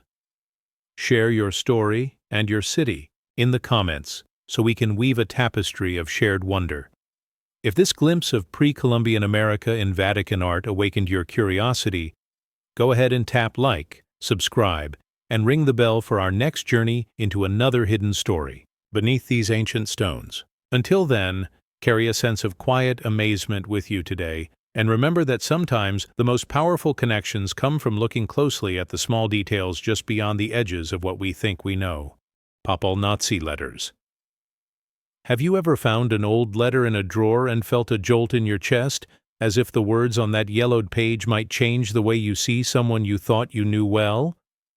Imagine that, multiplied by centuries, as you hold in your hands a secret correspondence between Vatican officials and figures from Hitler's era, words that could reveal hidden alliances, whispered hopes for peace, and the tangled dance between faith and power during one of history's darkest times. Before we step into this quiet world of ink and whispers, I'd love to know where you're watching from, and if you've ever uncovered a surprising note or diary entry that reshaped what you believed. Share your city and story in the comments below, and if you haven't already, please tap like and subscribe so we can connect over these hidden pages of our shared past. The story begins in the late 1930s, when Europe was on the brink of war, and the Vatican found itself caught between its mission of peace and the rising tide of nationalism. Beneath the polished floors of the Apostolic Palace, there may lie dozens of letters exchanged between high-ranking church officials and representatives of the Nazi regime. Some letters speak of cautious diplomacy, others of urgent pleas for mercy for oppressed groups, and still others of veiled threats or negotiations, conducted in hushed tones. Picture those letters as fragile threads, weaving together two worlds that officially stood on opposite sides of the moral divide, yet found themselves compelled to communicate in the face of global upheaval. Think back to a time you had to mediate between friends who saw the same situation very differently, perhaps two classmates arguing over a test grade or two family members debating a simple decision like where to eat. You know the awkward feeling of wanting both sides to see each other's point of view, to find common ground, yet fearing that your efforts might please neither side fully. The Vatican's intermediaries faced that feeling on an epic scale, balancing their spiritual duties with the harsh realities of political survival. They wrote letters to Hitler's envoys, sometimes offering prayerful greetings, sometimes requesting clemency for innocent lives, always mindful of the delicate line they walked between moral witness and diplomatic necessity. These hidden letters touch on belief at its core. How does a faith dedicated to love and mercy respond when confronted with cruelty on an industrial scale? The writers of these letters used calm, respectful language. Phrases like, "Your Excellency," and "Most Holy Father," even as they described atrocities that defied simple words. It speaks to the power of language to both bridge divides and obscure truth, as each carefully chosen sentence could carry multiple meanings, depending on who read it and when. In our own lives, we've all had moments when the words we choose felt loaded with unspoken weight, an apology that hinted at deeper regret, or a greeting card that said, "I'm here for you," without spelling out the pain behind the sentiment. Those small exchanges mirror the Vatican's letters, where every line mattered and every pause could shape a life or death decision. When the war ended, many of these letters were quietly filed away in deep vaults, sealed behind layers of bureaucracy and stone walls. It was as if someone pressed a bookmark in history and whispered, "Let this rest until the world is ready." But as modern scholars and archivists gained greater access, whispers turned into cautious questions. What do these letters reveal about the Church's stance toward the Nazi regime? Were there secret agreements aimed at saving lives or unsettling? Compromises made in the name of protecting the institution? The tension between revelation and restraint here echoes a paradox we all know.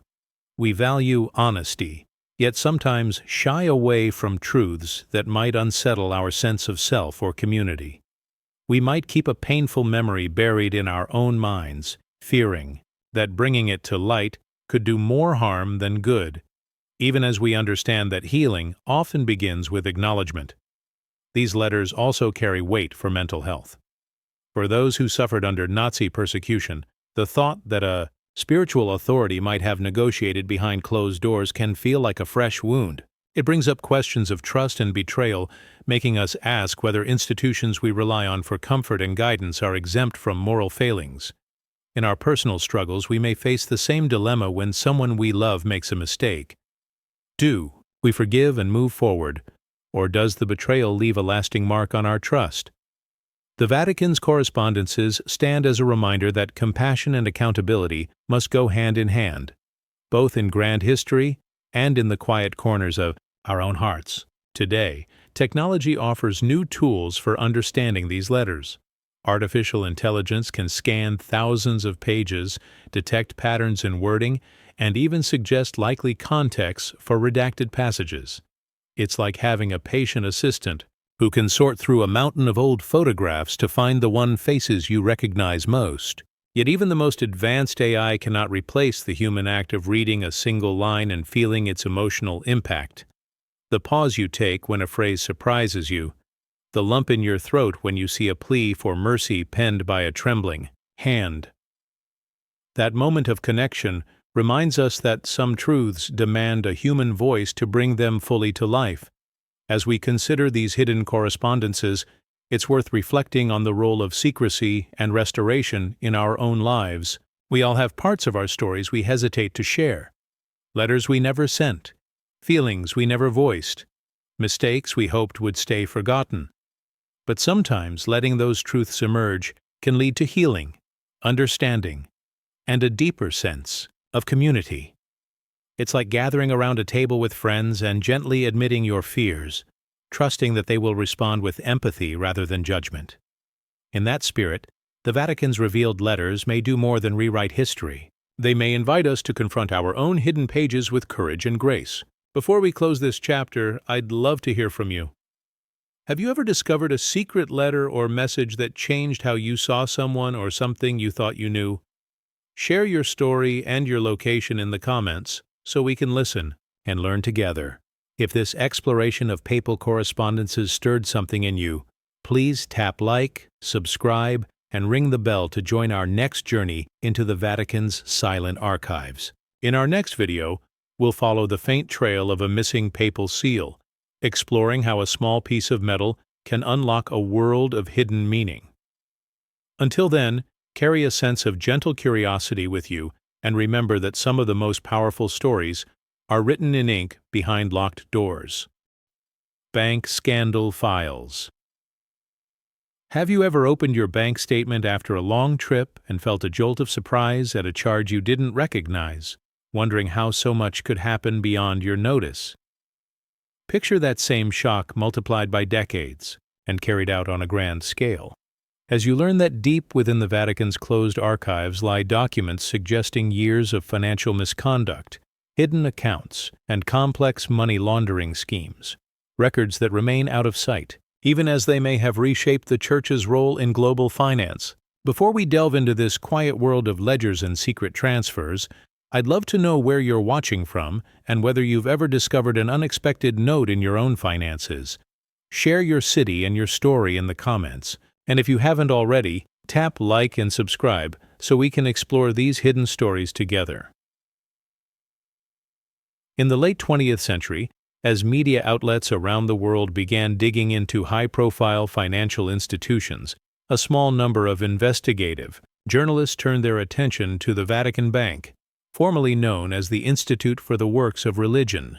These reporters uncovered hints of shadowy deals, loans made without clear purpose, investments routed through shell companies, and transfers that crossed multiple countries in ways that looked designed to obscure their origin.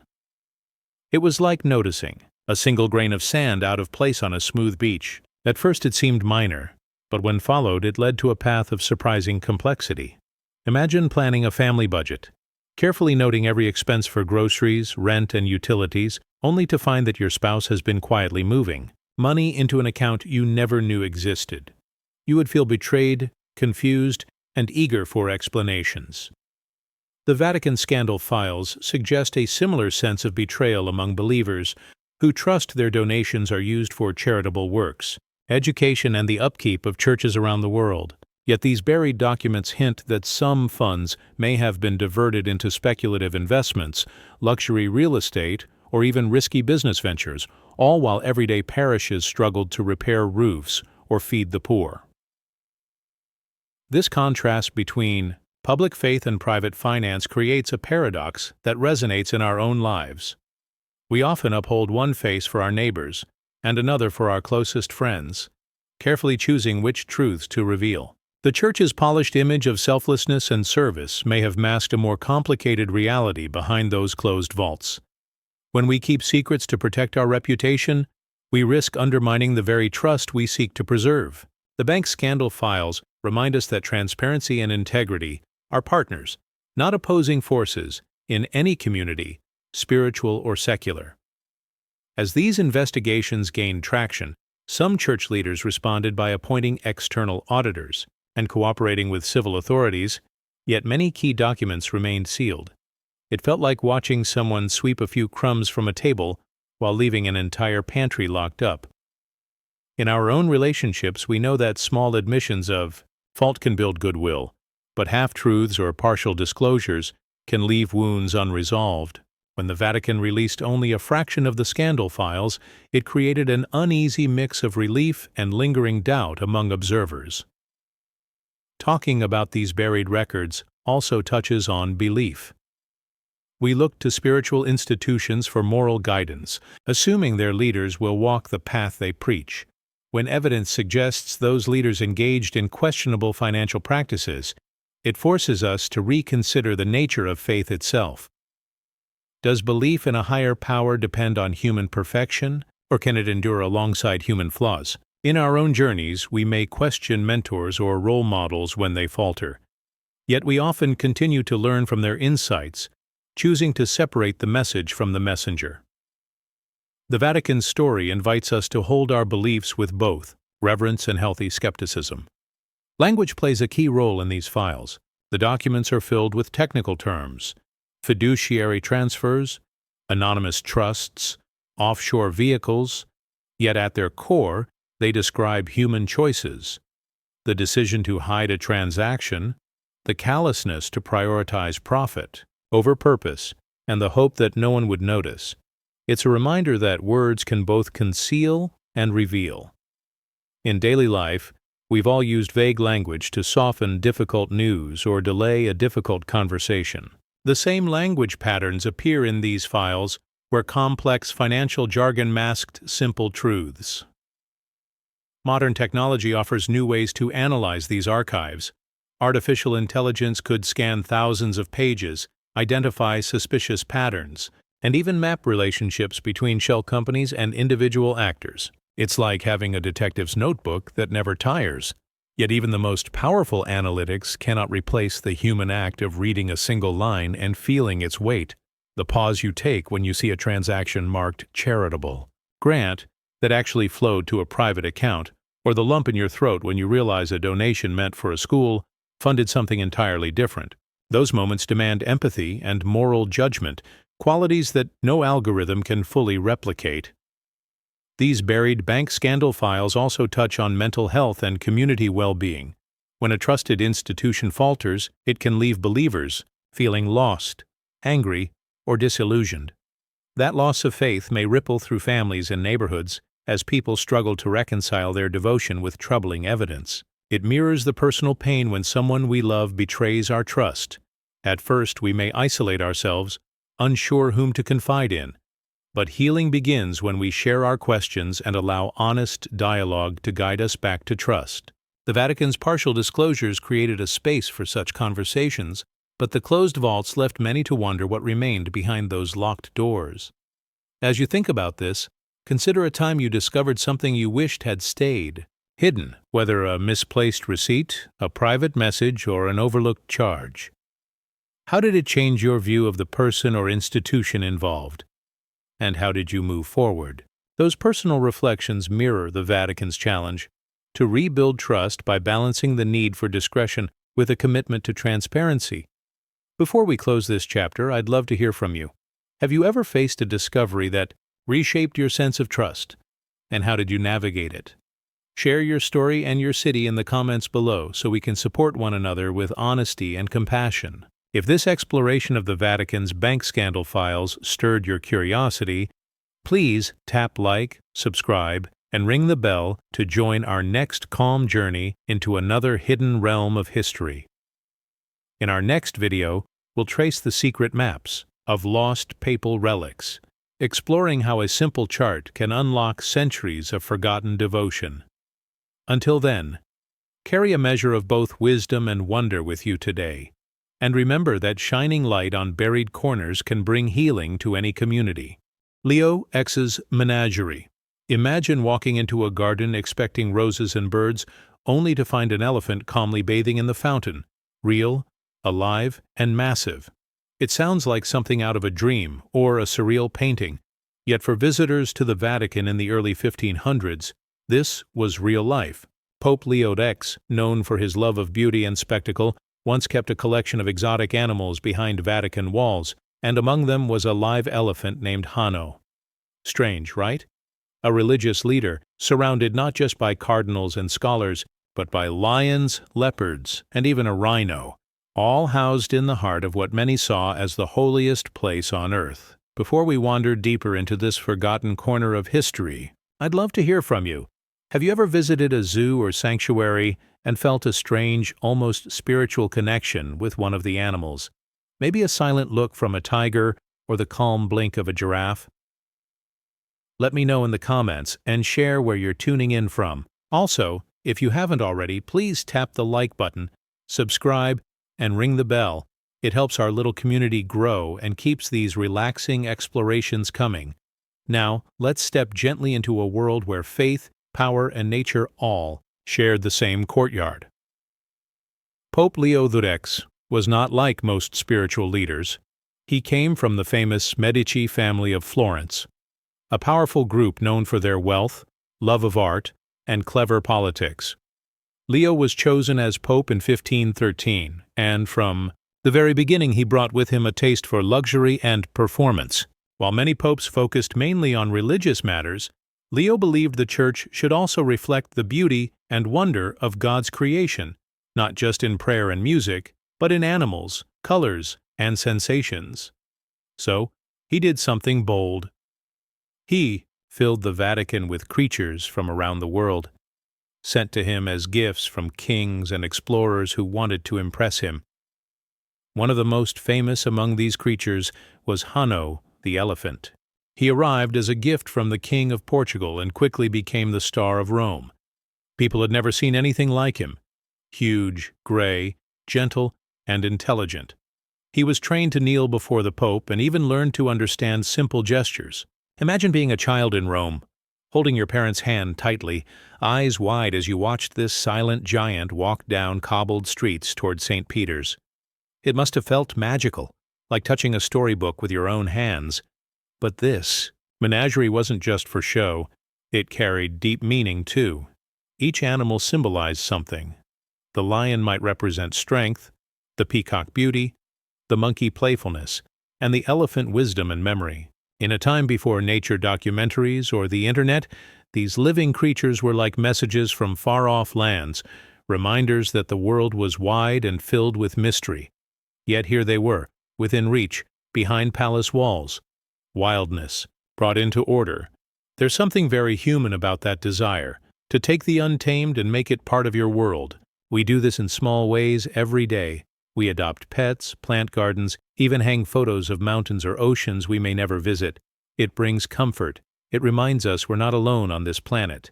Pope Leo's collection, while extravagant, came from that same deep place in the human heart that wants to feel connected to all life, even the parts we don't fully understand. Still, not everything about this story is joyful. While many people loved seeing the animals, not all the creatures thrived in their new home. Rome's climate was different from their native lands. Some animals grew sick.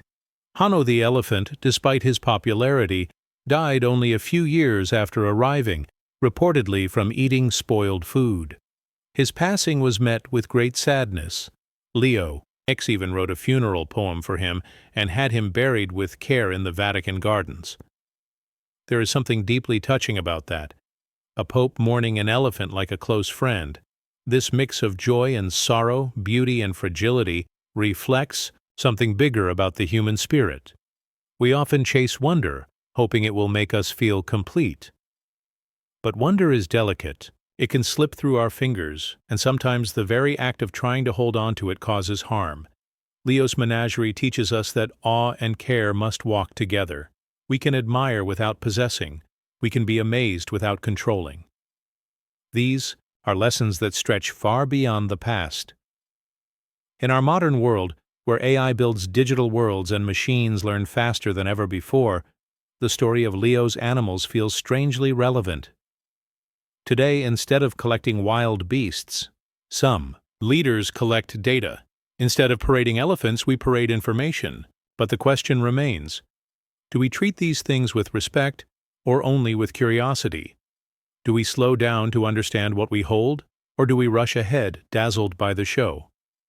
The Vatican's old garden, once filled with strange animal sounds, now whispers these questions quietly to anyone willing to listen. Mental health, too, plays a quiet role in this story. Think of Leo himself, surrounded by splendor, yet often criticized for extravagance. Was he lonely? Did he use the animals to fill an emotional space he couldn't share with others? We all have ways of coping with emptiness. Some of us collect things, some chase goals, and others search for meaning in relationships or art.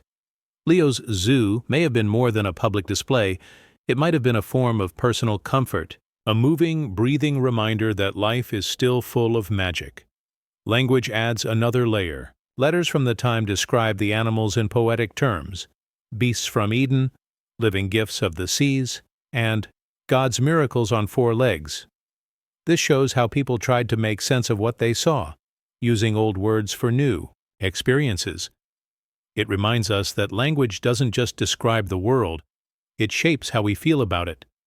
The way we speak about animals, people, or even ideas can either lift them up or reduce them to objects. Leo's court used words to paint wonder, and in doing so they made their world feel just a little more enchanted. So, what do we take from all of this?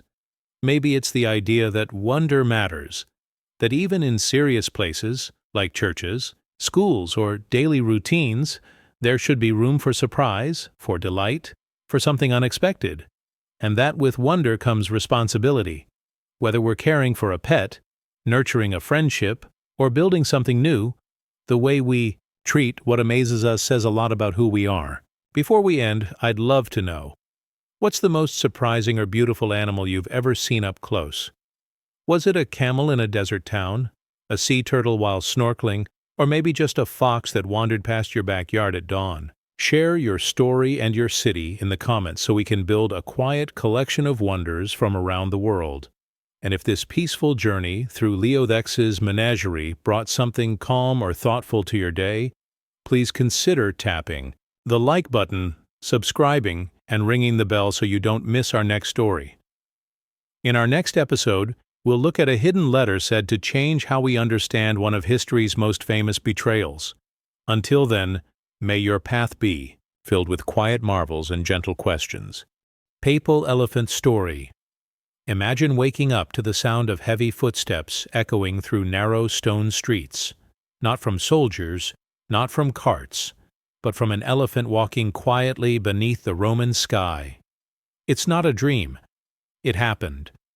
And not just anywhere, but right inside the Vatican, where prayers mixed with the scent of incense, and holy silence was often broken by the gentle trumpet of Hanno, the Pope's elephant.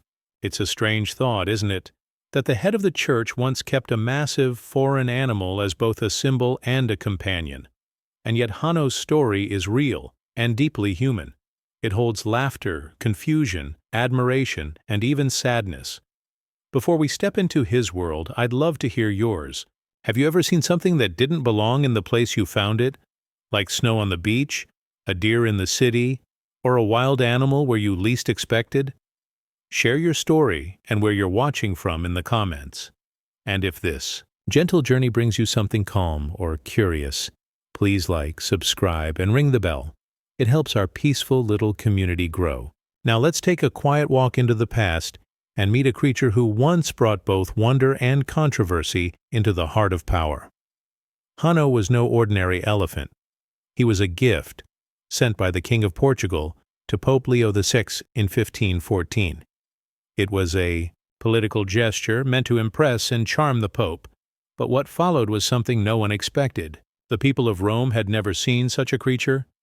Most had only read about elephants in ancient texts or seen rough drawings in books. And now, here was one, walking with slow grace down cobblestone roads covered in fine cloth and gold decorations, his skin wrinkled like old maps, his eyes deep and thoughtful. For the crowds, it was like seeing a living legend. For the Church, it was something more complex, a symbol of wealth, power, and the strange line between faith and spectacle. Pope Leo the Hex quickly grew fond of Hanno. He didn't see the elephant as just a gift or decoration. He treated him with care, often watching him in the Vatican gardens, feeding him with his own hands. It's said that Hanno could kneel before the Pope, raise his trunk in salute, and even respond to commands. Children were brought to see him, foreign visitors were taken to admire him.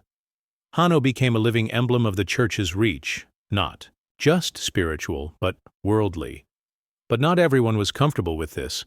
Some within the Vatican whispered that it was too much, too grand, too far from the humility the Church was supposed to uphold. Others saw the elephant as a divine sign, a symbol of wisdom and patience, reminding them of biblical stories and ancient myths. What makes Hanno's story so moving is that it wasn't just about politics or pageantry. It was about the bond between a man and an animal. Despite the distance between their worlds, Leo and Hanno seemed to share something gentle and quiet. But life in Rome wasn't easy for the elephant. The climate was strange, the food was different, and even though he was loved, he was still far from home. After just 2 years in the Vatican, Hanno became ill. He died suddenly in 1516, believed to be from digestive problems made worse by rich foods and lack of proper care. The Pope was devastated. He ordered a proper burial. A mural was painted. A poem was written. Hanno was mourned not as a beast, but almost as a friend, a presence that had changed the spirit of the place. It's a quiet paradox. How could a pope, known for strict rituals and sacred laws, find comfort in a creature of the wild? How could an elephant meant to show off power become a symbol of loss? And how does something so big and foreign become so personal? These are the gentle questions Hanno leaves behind. His life touches something deep in all of us. The need to connect with what is different, the ache of losing something beautiful, the way symbols can slowly become real emotions. We all experience this in different forms. Sometimes we buy something fancy thinking it will impress others, only to find it brings us quiet joy when no one's watching. Other times we start relationships we don't fully understand and only realize their meaning after they've gone. Even language plays a role in Hanno's legacy. The way people wrote about him changed over time. At first, he was described with wonder. The holy beast, God's creature from the East. Later, some writers called him a distraction or a joke. The tone shifted depending on who was telling the story. This teaches us something subtle. Words shape memory. How we describe people, moments, or even animals can lift them up or fade them into the background. Today, Hanno's name is barely known, but in those short 2 years, he walked the same stones as saints and kings, and for a while his large, thoughtful presence brought something unexpected to a place known mostly for silence and scripture. There's also a feeling of mental stillness in Hanno's story. He reminds us that not everything must be useful or explainable. Some things simply exist to be witnessed, to be felt, like watching a snowfall through your window, or hearing a song that makes you cry without knowing why. Hanno was that kind of experience. He didn't preach, he didn't plan, he was just there. Large, calm, impossible to ignore, and yet oddly gentle. In a world that often rushes, calculates, and expects results, there's something healing about that kind of presence.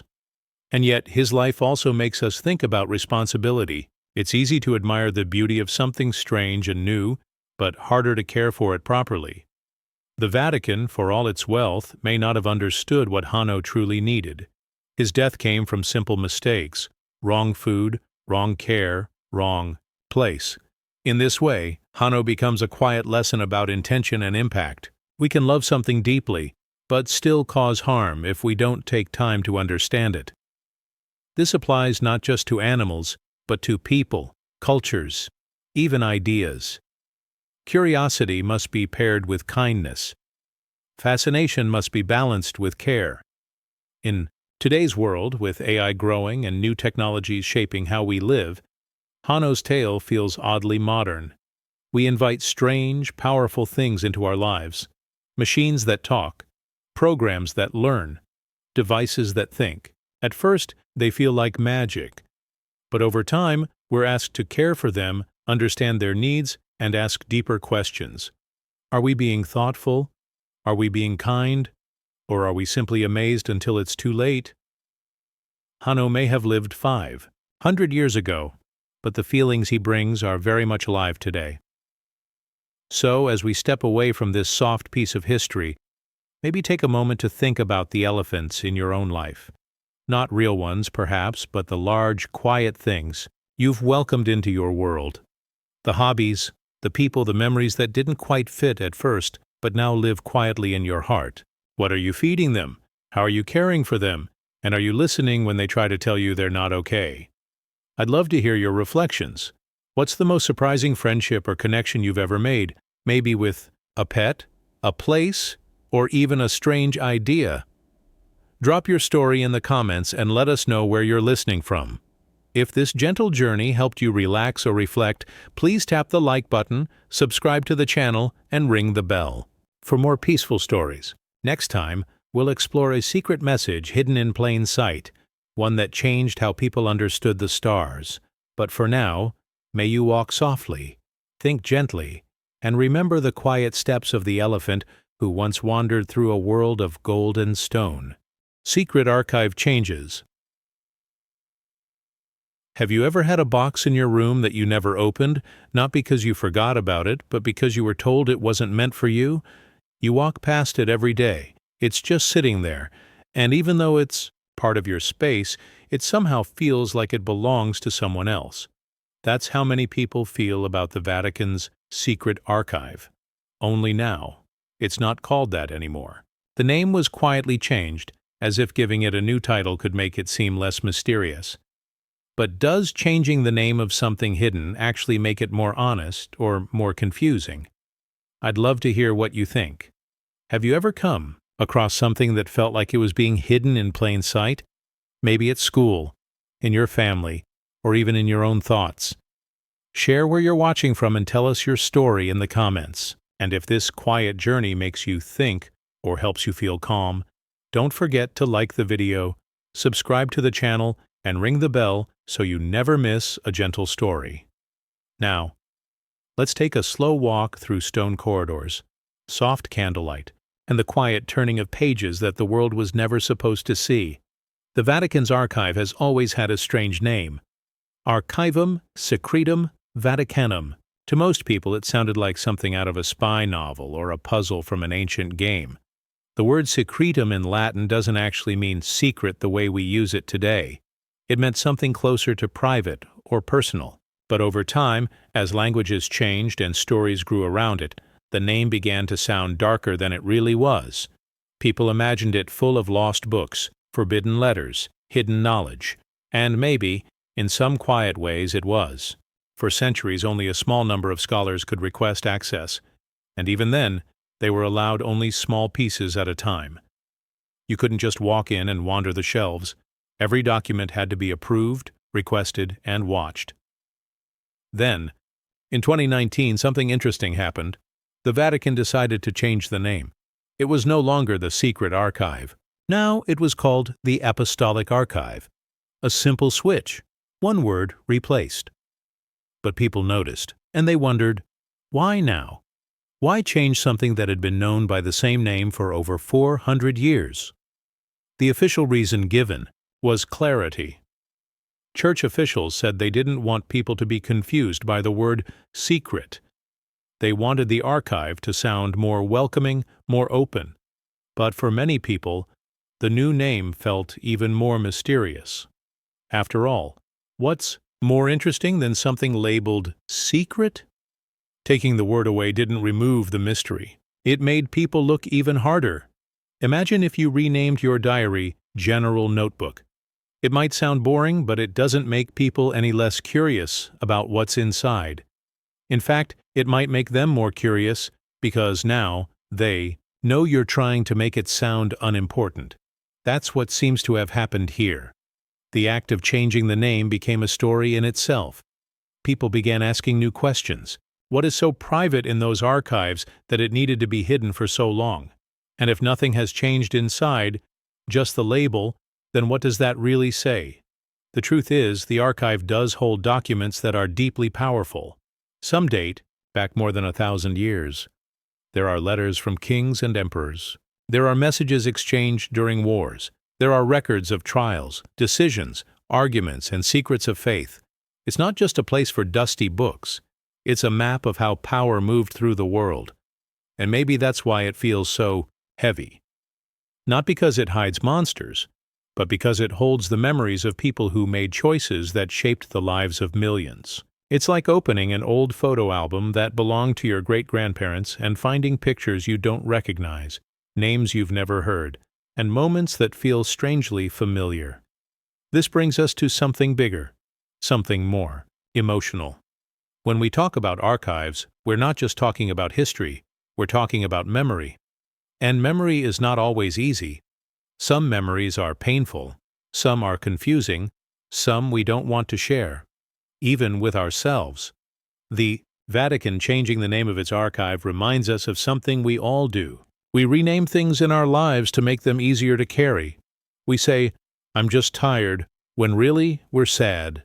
We say, "It's complicated," when really we're hurt. Just like the church renamed its archive, we often rename our feelings. It's a quiet way of protecting ourselves, but it doesn't always bring peace. In relationships, we sometimes hide our thoughts under soft words, hoping the other person won't ask too many questions. In school, we pretend we understand something because asking for help feels embarrassing. At work, we smile through stress because we think it makes us look strong. These are all our personal archives, filled with unspoken pages, small memories. We store and rename so they don't feel as sharp. But even when we rename them, they don't disappear. Just like the documents in the Vatican's archive, they wait. Quiet, still, ready to be read when we're ready. Even in the world of AI and digital memory, this idea still holds weight. We live in a time when data can be stored forever. But what we name that data shapes how we treat it. We label files as old projects, or personal, or unfinished, and those words change how we feel when we open them again. Language isn't just a way of describing something, it's a way of controlling how close we let ourselves get. The Vatican's small act of renaming shows us how powerful words can be. One small shift and suddenly, centuries of curiosity are renewed. There's also something gentle here about forgiveness. Some believe the archive contains letters from people who felt lost, people who confessed their fears, people who hoped for a second chance. It's strange to think that the paper they wrote on still exists, sitting quietly in the dark. Their words may never be read again, but the fact that they were written at all shows how deeply humans need to be heard. Maybe that's the real reason people are drawn to this place, not because it's full of secrets, but because it's full of voices. Voices like ours, afraid, curious, trying to understand. So when we think about the Vatican changing the name of its secret archive, we might pause and ask ourselves, what names have we changed in our own lives? What stories have we labeled as not important, just so we don't have to feel them again?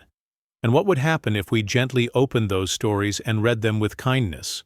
We may not have ancient letters or royal messages, but we each carry our own archive, memories, dreams, regrets. And like the Vatican's decision to soften its language, we too can choose to be more honest, not with the world, but with ourselves. Let me know what you think. Have you ever hidden something by changing its name, or softened a memory just to help it hurt a little less? Share your thoughts in the comments and tell us where in the world you're watching from, and if this quiet story gave you space to breathe or something new to think about. Please like this video, subscribe to the channel, and ring the bell for more calm and curious journeys. Next time, we'll explore a missing piece of time, a day that vanished from history. But until then, may your own archive rest softly, and may your quiet stories find peace in the light. Birch Bark Letter. Imagine cleaning out an old drawer and finding something you never expected. A tiny note, folded with care, written by someone you don't know, in a language you've never read, yet somehow it feels like it's meant for you. That's what happened deep inside the Vatican's vast collection of documents. Hidden among thick books and ancient papers, someone found a small piece of birch bark. It looked simple, thin, light, and fragile. But what made it special was that it carried a message from a Native American voice, written long ago, across great distance, across cultures and belief systems. It's the kind of quiet surprise that makes you pause and wonder, how did this delicate message travel all that way? What story does it carry? Have you ever discovered something unexpected, maybe a note, a photo, or a message you weren't supposed to find, but it stayed with you anyway? I'd love to hear about it. Share your story in the comments and let us know where in the world you're listening from. And if this peaceful mystery brings you comfort or curiosity, please like the video, subscribe to the channel, and tap the bell so you can join us on the next journey. Now let's walk gently into this forgotten letter and the quiet message it might still hold. The birch bark letter was unlike the other grand documents stored in the Vatican. Most of the archives are filled with letters from kings, popes, and powerful rulers, written on thick parchment with fine ink. But this piece of bark was different. It was raw, natural, and touched by a different kind of care. The words were simple, written in a Native American language that few people today still speak fluently. And yet, this piece of bark had found its way into one of the world's most controlled and distant places. No one knows for sure how it got there, but that's part of its quiet beauty. Sometimes the things we lose have a way of finding the safest place to rest. Birch bark itself is a strange kind of messenger. It doesn't look strong, but it can last for centuries if kept dry and untouched. Native American people especially, in the northern woodlands, used it to send messages, wrap food, and even build canoes. It was part of life, like paper is for many of us now. Imagine writing something important to you on a tree's skin, folding it up, and trusting the wind, time, and human hands to carry it far away. That's what this letter feels like. A quiet voice sent into the world without knowing if it would ever be read. Inside this letter was no grand speech or demand.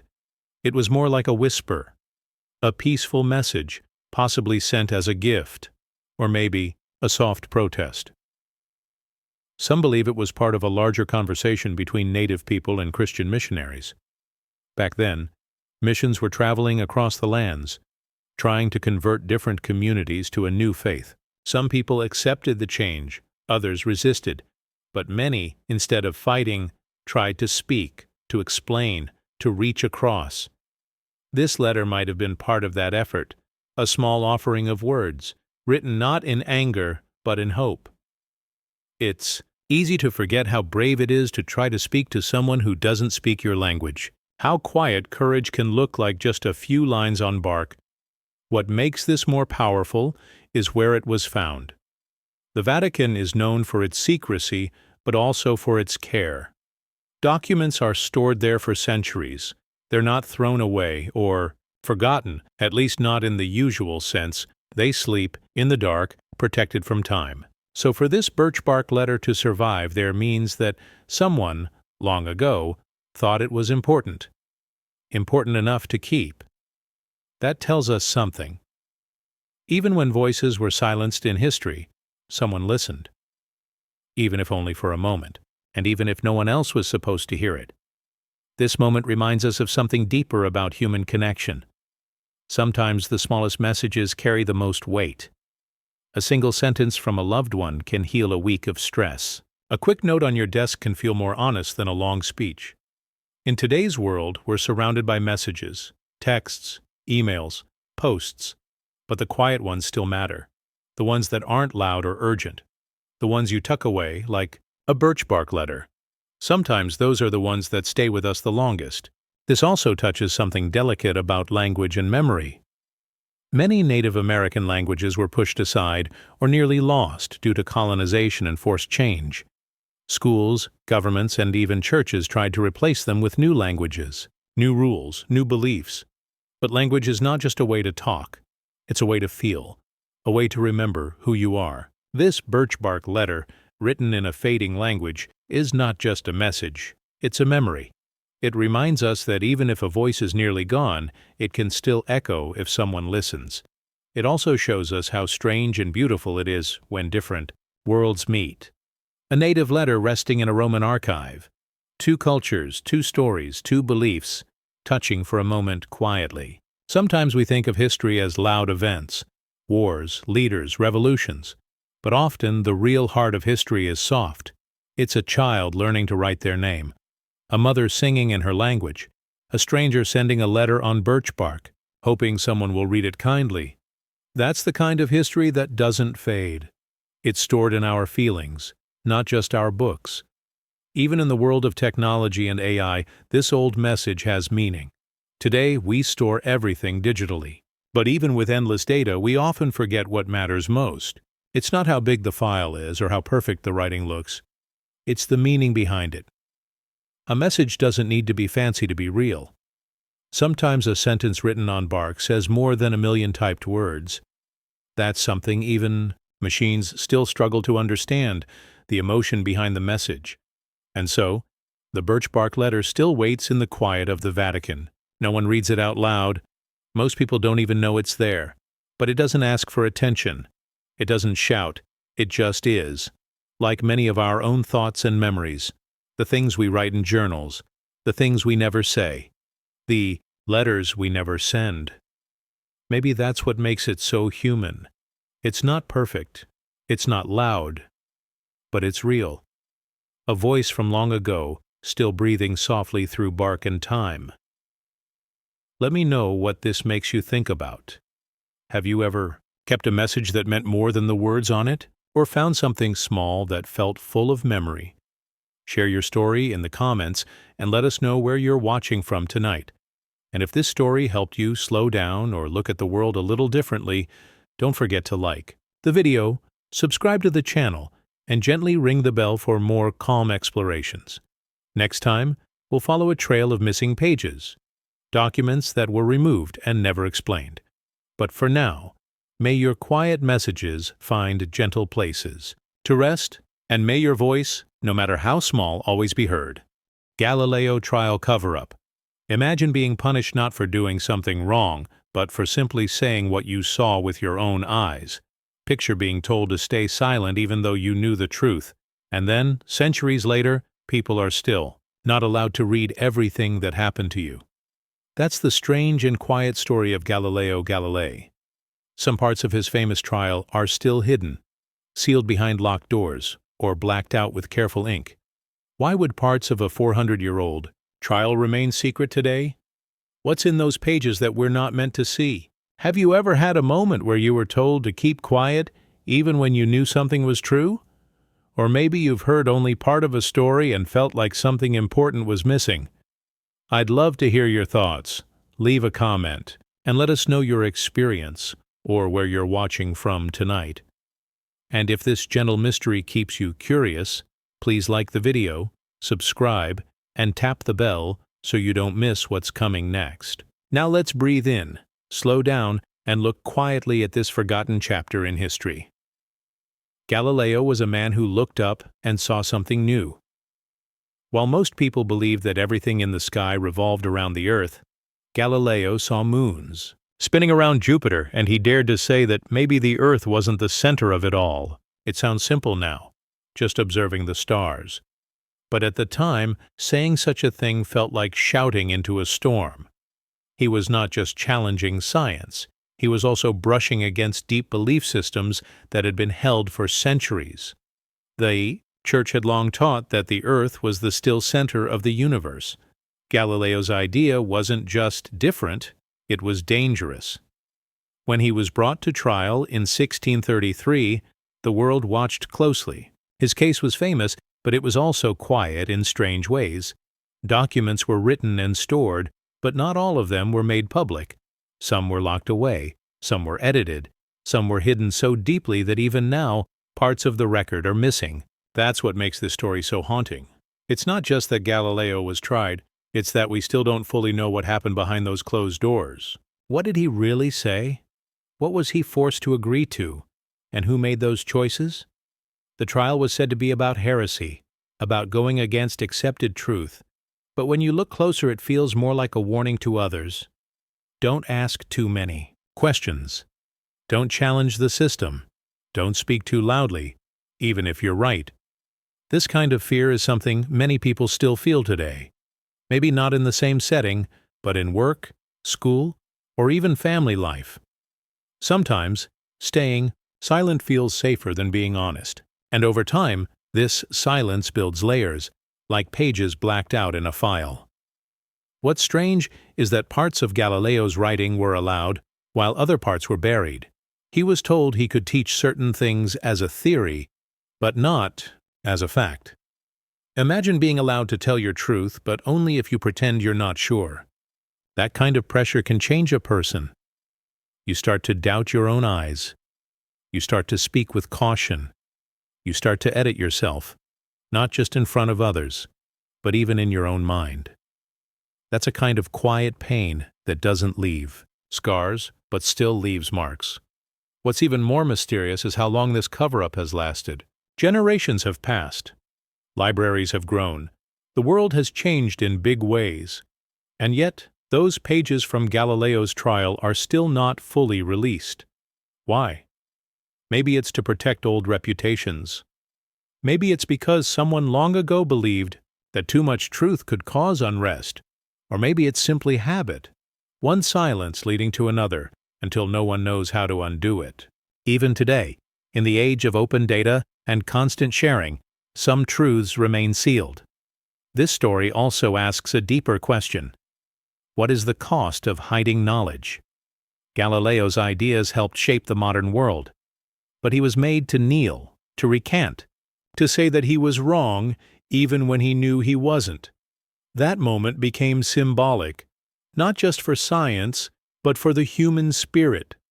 When you are forced to say black is white, when you are told to look away from the stars, something changes inside you. And yet, even through that forced silence, his ideas survived. Quietly at first, then loudly, then freely. It also makes us think about how language is used, not just to share ideas, but to control them. Some of the redacted documents are legal, papers filled with complicated terms. Others are letters, where emotion breaks through. But the act of redaction, of blacking out, reminds us that language has power. And when that power is taken away, the silence speaks louder than words. In today's world, where even AI processes language to understand the world, this becomes a modern problem too. Can machines understand silence? Can they recognize what's missing, not just what's written? There's also something deeply human in wanting to know the full story. Even if centuries have passed, even if the people involved are long gone, we still feel drawn to hidden truths, not out of gossip, but out of respect. We want to understand. We want to complete the picture. We want to give voice to those who were silenced. That's part of what makes this story so moving. It's not just about Galileo. It's about all of us. About the parts of ourselves we've had to keep quiet. About the truths we've been told not to share. So maybe the sealed records aren't just historical files. Maybe they're a mirror, a reminder that even in our own lives we often seal things away. A memory we don't talk about. A dream we quietly gave up. A part of ourselves we decided to hide. But even sealed things have weight. They don't disappear. They rest in the background, waiting to be understood. And sometimes, like Galileo's pages, they quietly remind us that the truth, no matter how old, still wants to be known. Let me know if this story brought something up for you. Have you ever felt silenced in your life, even in small ways? Or found out something long after it was hidden? Share your experience in the comments and let us know where you're joining from. And if this quiet mystery helped you feel a little more seen or made you think in a new way, please like the video, subscribe to the channel, and gently tap the bell for more thoughtful stories. Next time, we'll explore a hidden chamber that may not even exist, or maybe it does, just beyond reach. But for now, may your thoughts find space to breathe, and may your truth, however quiet, be honored. Vatileaks, Expose Papers. Have you ever trusted someone deeply, only to discover later that things weren't quite as they seemed? Imagine working somewhere sacred, where everyone is expected to live with purpose, peace, and honesty, only to find hidden notes that quietly reveal a different story. That's what happened when a bundle of secret papers, now known as the Vatileaks, were leaked from deep inside one of the most respected places in the world. These documents didn't just contain routine updates or meeting notes. They whispered of secret rivalries, quiet power struggles, and choices that weren't always kind. And suddenly, the outside world caught a glimpse of what happens behind the scenes. Have you ever discovered something that made you see someone or someplace differently? Maybe in school, at work, or even in your family? If so, let us know in the comments below and let us know where you're tuning in from tonight.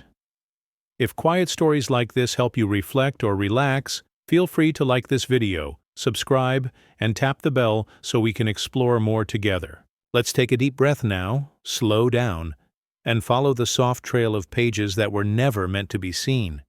The leak began not with a loud bang, but with the quiet hand of someone close to power. A trusted assistant, someone who moved silently through sacred halls, began collecting copies of internal letters and memos. At first, the reasons weren't clear. Was it to help? To protect? To warn? Maybe even to bring light to things hidden too long. These documents slowly found their way into the hands of reporters, who were stunned by what they read. There were letters that showed confusion, frustration, even arguments within the walls of the Vatican. There were stories of pressure, of disagreement, of resources being used in ways that felt far from spiritual. For many people, reading these papers felt like watching a beautiful painting slowly peel. The surface had always seemed peaceful, strong, almost perfect, but underneath there were layers of human struggle, familiar emotions like pride, fear, ambition, and exhaustion. And that's what made this so powerful. It didn't show monsters, it showed people. People trying to hold something sacred while also being pulled by very human desires. It made the entire place feel less like a distant world and more like something we've all known in small ways. A group of co-workers who don't always agree, a family with secrets, a team trying to stay united while quietly breaking apart. What stood out in the documents were the patterns, letters from those who felt unheard, warnings about money being handled without enough care, notes filled with concern and sometimes with anger. But even more than the content, it was the silence around them that made them echo. These weren't news articles. They were private thoughts, written in trust, now floating in public. And the moment they appeared, everything changed. People began asking, if this much was hidden, how much more do we not know? Not just here, but everywhere? At work? At school? In government? Even in our closest friendships? This also raised a deep question about belief. Not just religious belief, but the belief we place in systems, in traditions, in titles. What happens when belief meets reality, and they don't quite match? Some people felt hurt. Others felt more connected, strangely comforted by the idea that even the highest places were filled with imperfect people. Still others felt unsure. It's like when you see behind the curtain of a magic show. Part of you is disappointed, but another part feels closer to the truth. The shine fades, but something real begins to appear. There's also the emotional side of secrets, how they build pressure over time. We all carry things we don't say out loud, sometimes out of fear, sometimes out of love. But those quiet truths still shape our actions, our choices, our mood. The Vatican's papers felt like a sudden release, a slow, deep exhale. Not everything became clear, but something important was felt, that we are all, in some way, balancing what we show and what we keep hidden. And then there was the question of the person who leaked the papers. Was he a traitor, or was he brave? Some said he broke trust.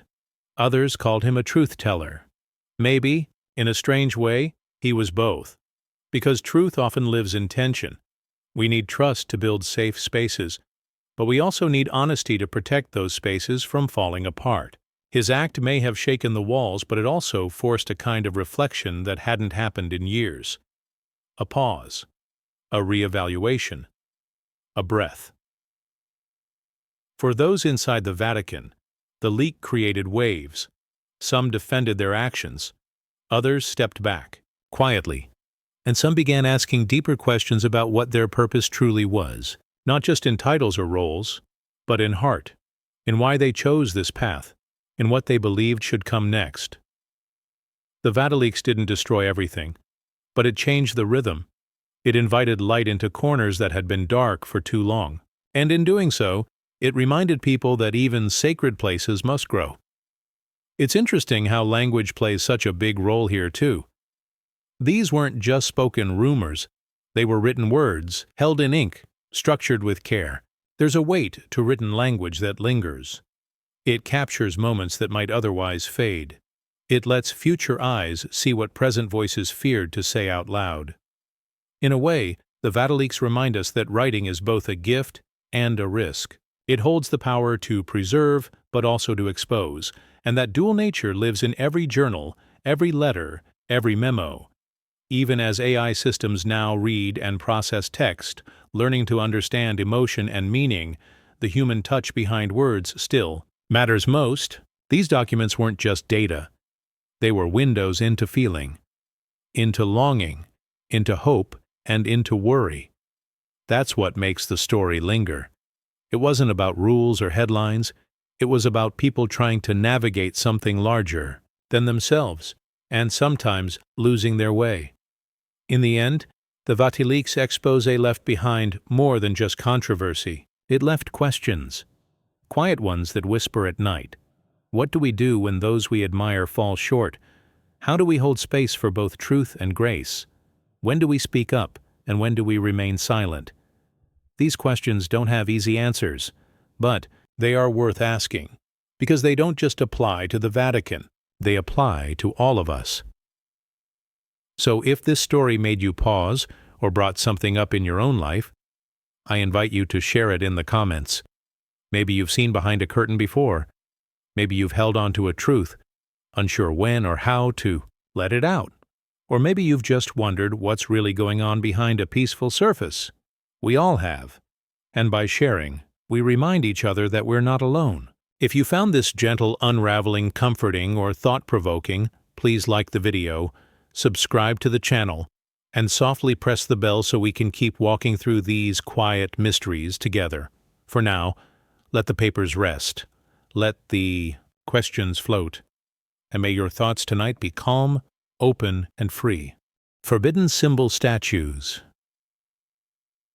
Have you ever walked past something that looked ordinary at first, but then, on a second look, seemed to hide something deeper? Like a quiet face in a crowd that suddenly feels familiar, or an old painting where the shadows seem to move when you're not looking.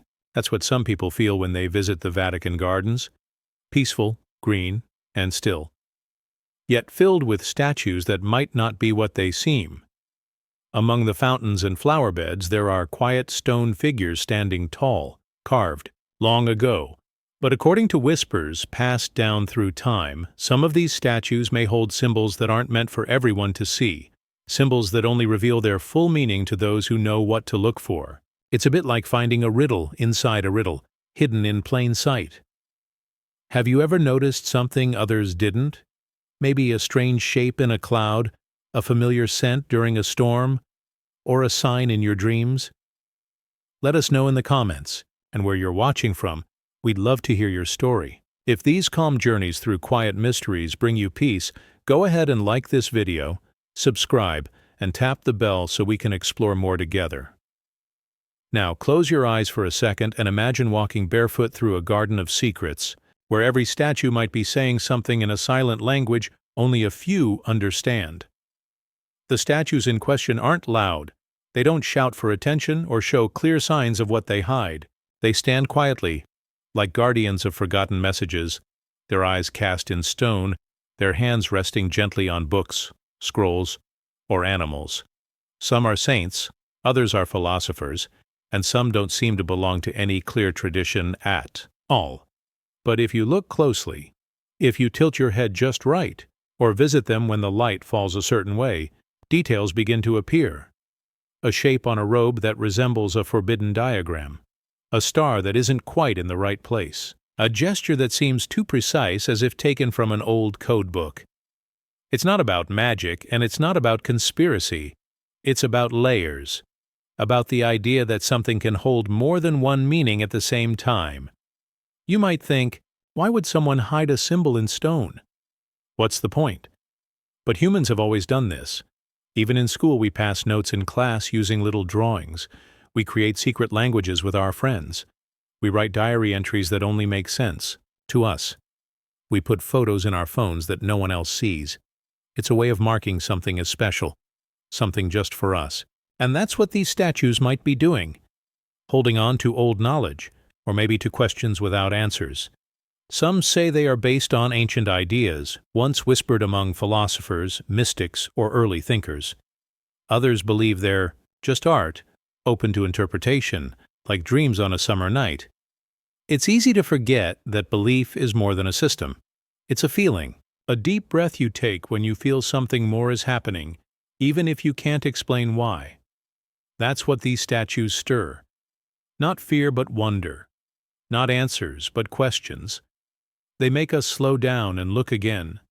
And in that moment, we shift. We move from being tourists to seekers. From watchers to listeners. It's like staring at the stars. You don't always know what they mean, but you feel something. A small voice reminding you that not everything real can be measured or named. The idea of hidden meaning touches something deep in all of us, whether it's symbols on a statue, a secret message in a poem, or a line of code that changes how a machine behaves. We live surrounded by signals. Some we understand, some we sense, and some we carry without ever putting them into words. Mental health, for example, often lives in symbols. How we sleep, what we dream, the words we repeat to ourselves when no one's around. Language, too, is a symbol system. We say "I'm fine" when we're not. We say "it's nothing" when it's everything. And AI, as it learns from us, begins to study these patterns too, learning how to respond, not just with facts, but with feeling. It's also interesting how silence plays a role. The Vatican gardens are quiet. People don't rush there. The statues aren't advertised. They just stand, weathered by time, growing softer around the edges. And maybe that's part of the message, that some truths don't shout. They wait, and those who are ready to see will see. That's not to say there's one hidden code waiting to be cracked. It's more gentle than that. More like a slow unfolding. Like a memory that comes back. When you smell something from childhood, it reminds us that not all meaning is spoken. Some is felt. Throughout history, people have used art to express what can't be written. A hand resting on a heart. Eyes that look away instead of forward. A small shape carved into the base of a statue, just out of view. These choices matter. They say, "Look again. There's more."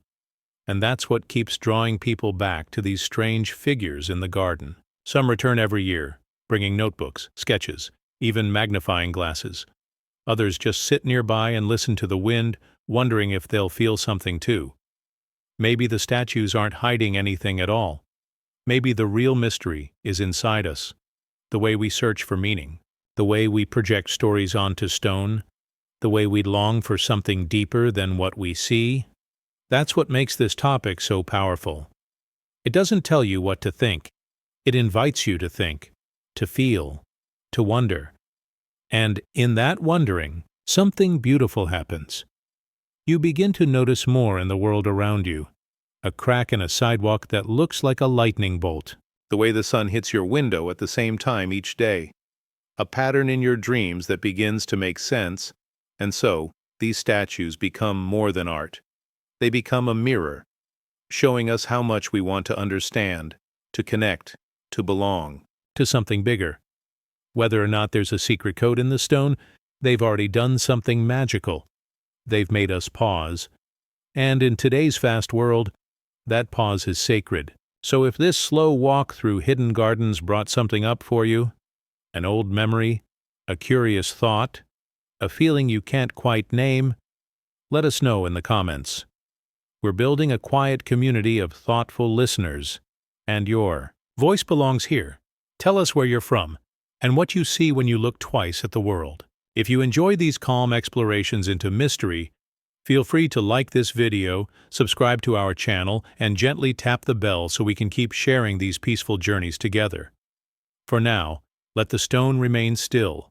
Let the meaning rest, just beyond the edge of understanding. And let your mind drift softly into sleep, holding the quiet question. What do you see when you look again? Murdered Pope conspiracies. Imagine being handed the most powerful role in a sacred city with billions of eyes quietly watching, and then vanishing just 33 days later.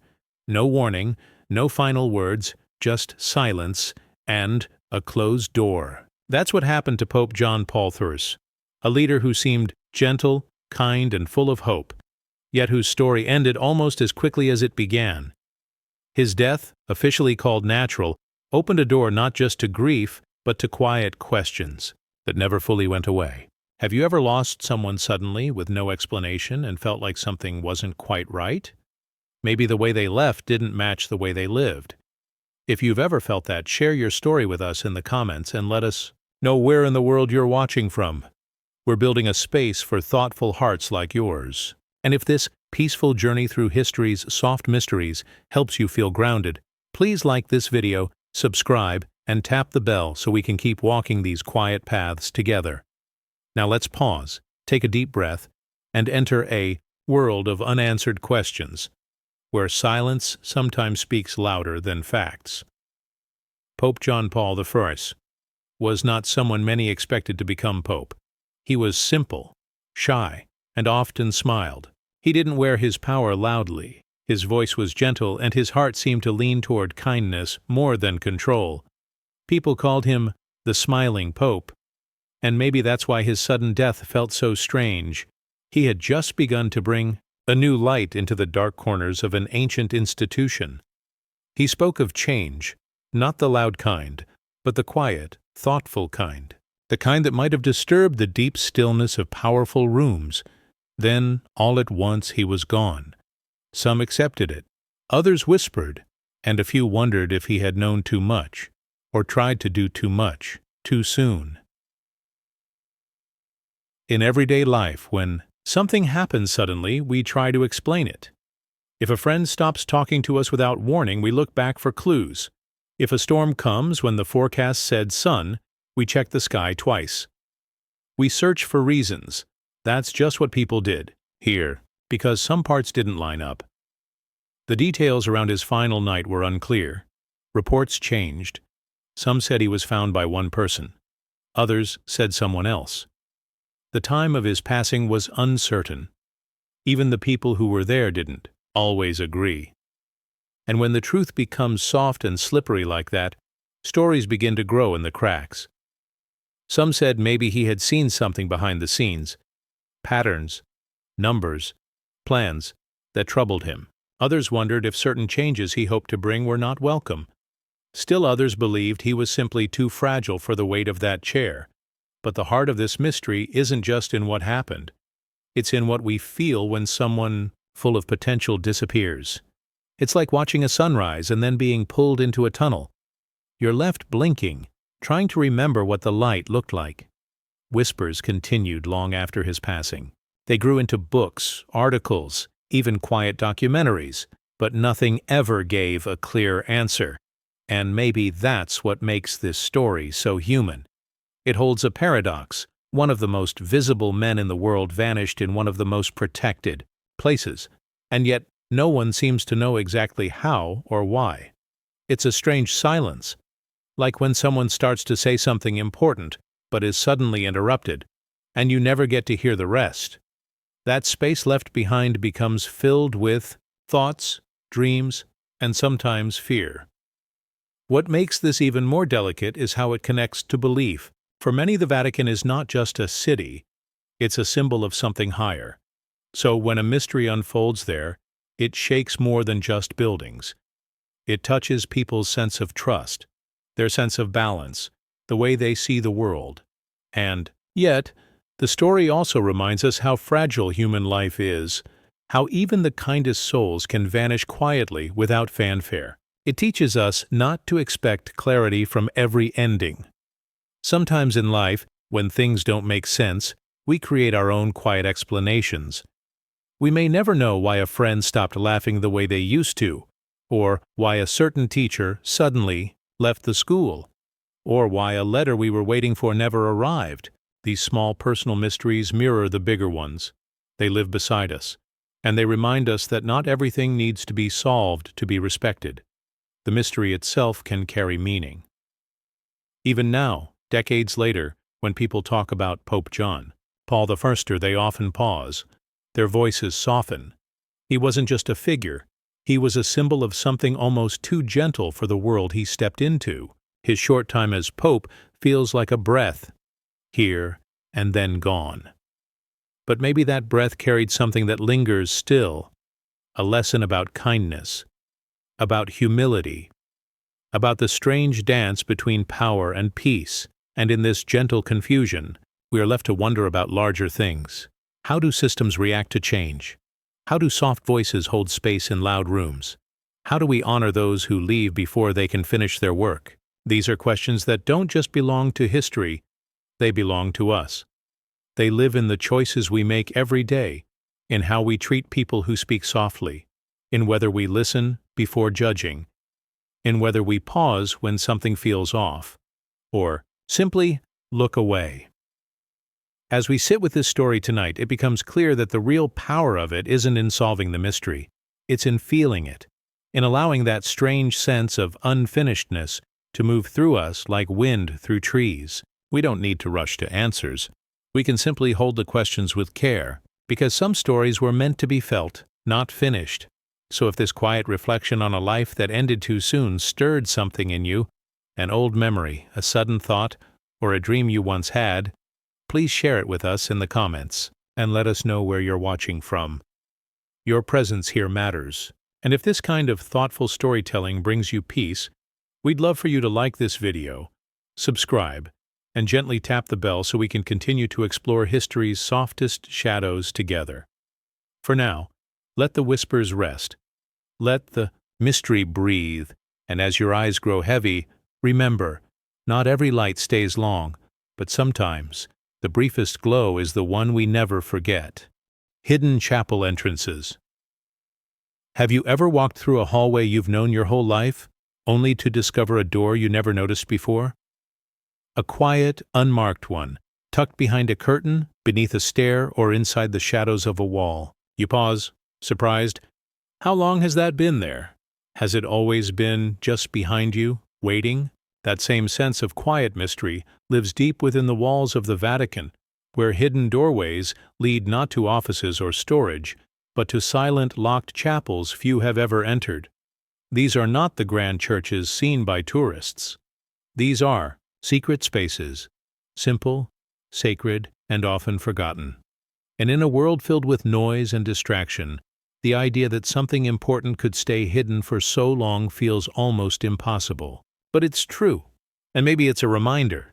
Not everything important needs to be seen. Have you ever found a secret place in your home, school, or childhood that made you feel like the world had just opened a door just for you? If so, tell us your story in the comments, and let us know where in the world you're watching from. This channel is a quiet place for curious minds like yours, and if you find comfort in these calming journeys, don't forget to like this video, subscribe, and gently tap the bell so you won't miss the next step in our soft walk through history's hidden corners. Now close your eyes for a moment, take a slow breath, and imagine this: a corridor of smooth stone, the light dim, the walls cool, and then your hand brushes against the panel that doesn't echo like the others. You push, and it opens. Inside, a stillness deeper than silence waits for you. Some of these hidden entrances in Vatican buildings date back hundreds of years. They were designed not just for privacy, but for protection. There were times in history when the world outside these walls was unstable. Power changed hands, ideas clashed, and faith, too, had its storms. In such moments, quiet spaces became vital. They offered safety not just for people, but for thought, reflection, and prayer. It's strange to think of someone walking past the same wall for years, never knowing a small door was behind it. But that's the beauty of simplicity. Sometimes the best secrets are hidden in plain sight. These locked chapels weren't always made to impress. In fact, their walls are often bare. No gold, no loud colors, just stone, wood, candlelight. But inside, those who entered often found something much richer: stillness.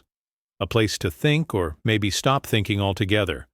A place to cry without being heard, or to whisper words not meant for anyone else. We often talk about grand places of worship, but these quiet corners feel more personal, more human. They aren't meant for crowds. They're meant for one person at a time. And that changes everything. It makes the space feel alive, like it's listening to you. Think of the last time you sat in a room completely alone. No phone, No music. No ticking clock. Just you and the air. For some, that silence is scary. For others, it's a kind of freedom. These secret chapels offered that kind of pause, the kind that helps a person find themselves again, or simply rest. And that rest, in the middle of a busy world, might be the rarest thing of all. What makes this story more meaningful is the way it speaks to something we all feel, the need for quiet spaces. We all carry noise, inside and outside, schedules, thoughts, worries. But inside a hidden chapel, those things fall away. There's no performance there, no one watching. It's just a person, a space, and a soft, heavy silence. And in that silence, something peaceful begins to happen. Sometimes, these places were used by people facing big decisions, people who held great responsibility. And in those moments, maybe being unseen helped them feel more grounded. The truth is, hidden chapels don't just exist in buildings, they exist in us too. Places in our minds or hearts we don't show often, places that feel old, quiet, and untouched. And maybe we protect those inner rooms for the same reasons, for privacy, for healing, for peace. In a world that keeps asking us to be louder, faster, more visible, these hidden rooms gently remind us that disappearing for a while is okay, that being small can feel big, that being quiet can feel full. Have you ever found that kind of space in your own life? A walk by the river, a quiet bus ride home, a corner of a library no one else visits. Those moments, though simple, become sacred. They help us stay connected to something deeper than noise, something that doesn't ask for attention, just presence. And maybe that's what these secret chapels offered. Presence. A place to sit, to breathe, to just be. No rules, no expectations, just the sound of your own breath and the slow beating of your heart. These doorways, some hidden behind tapestries, others beneath old floors, are not magic. They are human-made. But what they hold feels timeless. And even though most people will never walk through them, the fact that they exist still touches us. It shows us that even in the most watched, most visited places on Earth, there are still pockets of mystery, still doors unopened, still things waiting to be discovered, not by tourists, but by time. And that's a gentle truth we often forget. Some things are not meant to be found by everyone. Some places are only meant to be felt in stories, in dreams, or in quiet reflections like this one. If you've stayed with us this far, thank you. Your presence matters. If this calm storytelling helps you rest, please let us know in the comments and tell us where you're watching from. Like this video, subscribe, and tap the bell if you'd like to join us again. Because here, we walk slowly, we listen more than we speak, and we believe that even the quietest doors can open into something unforgettable. So for now, close your eyes. Let your mind drift down a quiet stone hallway. And listen. Maybe, just maybe, you'll hear a door unlock. Underground cemetery entrance. Have you ever walked across a smooth marble floor and wondered what might be just beneath your feet, hidden in darkness, untouched for centuries, and waiting in silence? Imagine walking through a grand hallway, the air cool and still, and then seeing a narrow staircase, half forgotten, disappearing down into shadow. It feels like something out of a dream, or maybe a memory you're not sure you ever had. That's what happens beneath certain parts of the Vatican. Deep under the polished floors, far below the echo of footsteps and the light of day, lie hidden burial chambers, quiet and undisturbed, reached only by strange stairways that look like they were made for someone long gone. These are not the kind of places shown on guided tours. They are part of a quieter story, one made of stone, dust, and time. Have you ever visited a place where the air felt heavier, like it was carrying secrets? Maybe an old church, a basement, or even a room in your childhood home that no one used anymore. If you've had moments like that, where the silence almost spoke to you, let us know in the comments and tell us where you're watching from. If you enjoy these calm and thoughtful stories, feel free to like the video, subscribe, and softly tap the bell so you won't miss the next quiet mystery we explore together. Now close your eyes for a second and picture this. Each step you take down those narrow stairs leads you deeper into the earth, and the light above begins to fade. The air is different down here, cool, almost damp, like the breath of history itself. And then, at the bottom, you enter a room built of stone, filled not with gold or art, but with silence and the memory of those who came before. These underground cemetery entrances were never meant to impress. In fact, many were built so that only a few people would ever use them. Some were made to protect the remains of important figures. Others were simply practical, burial space. In the city above was limited, so people were laid to rest beneath the ground. But over time, as new generations came and old paths were forgotten, these entrances faded from memory.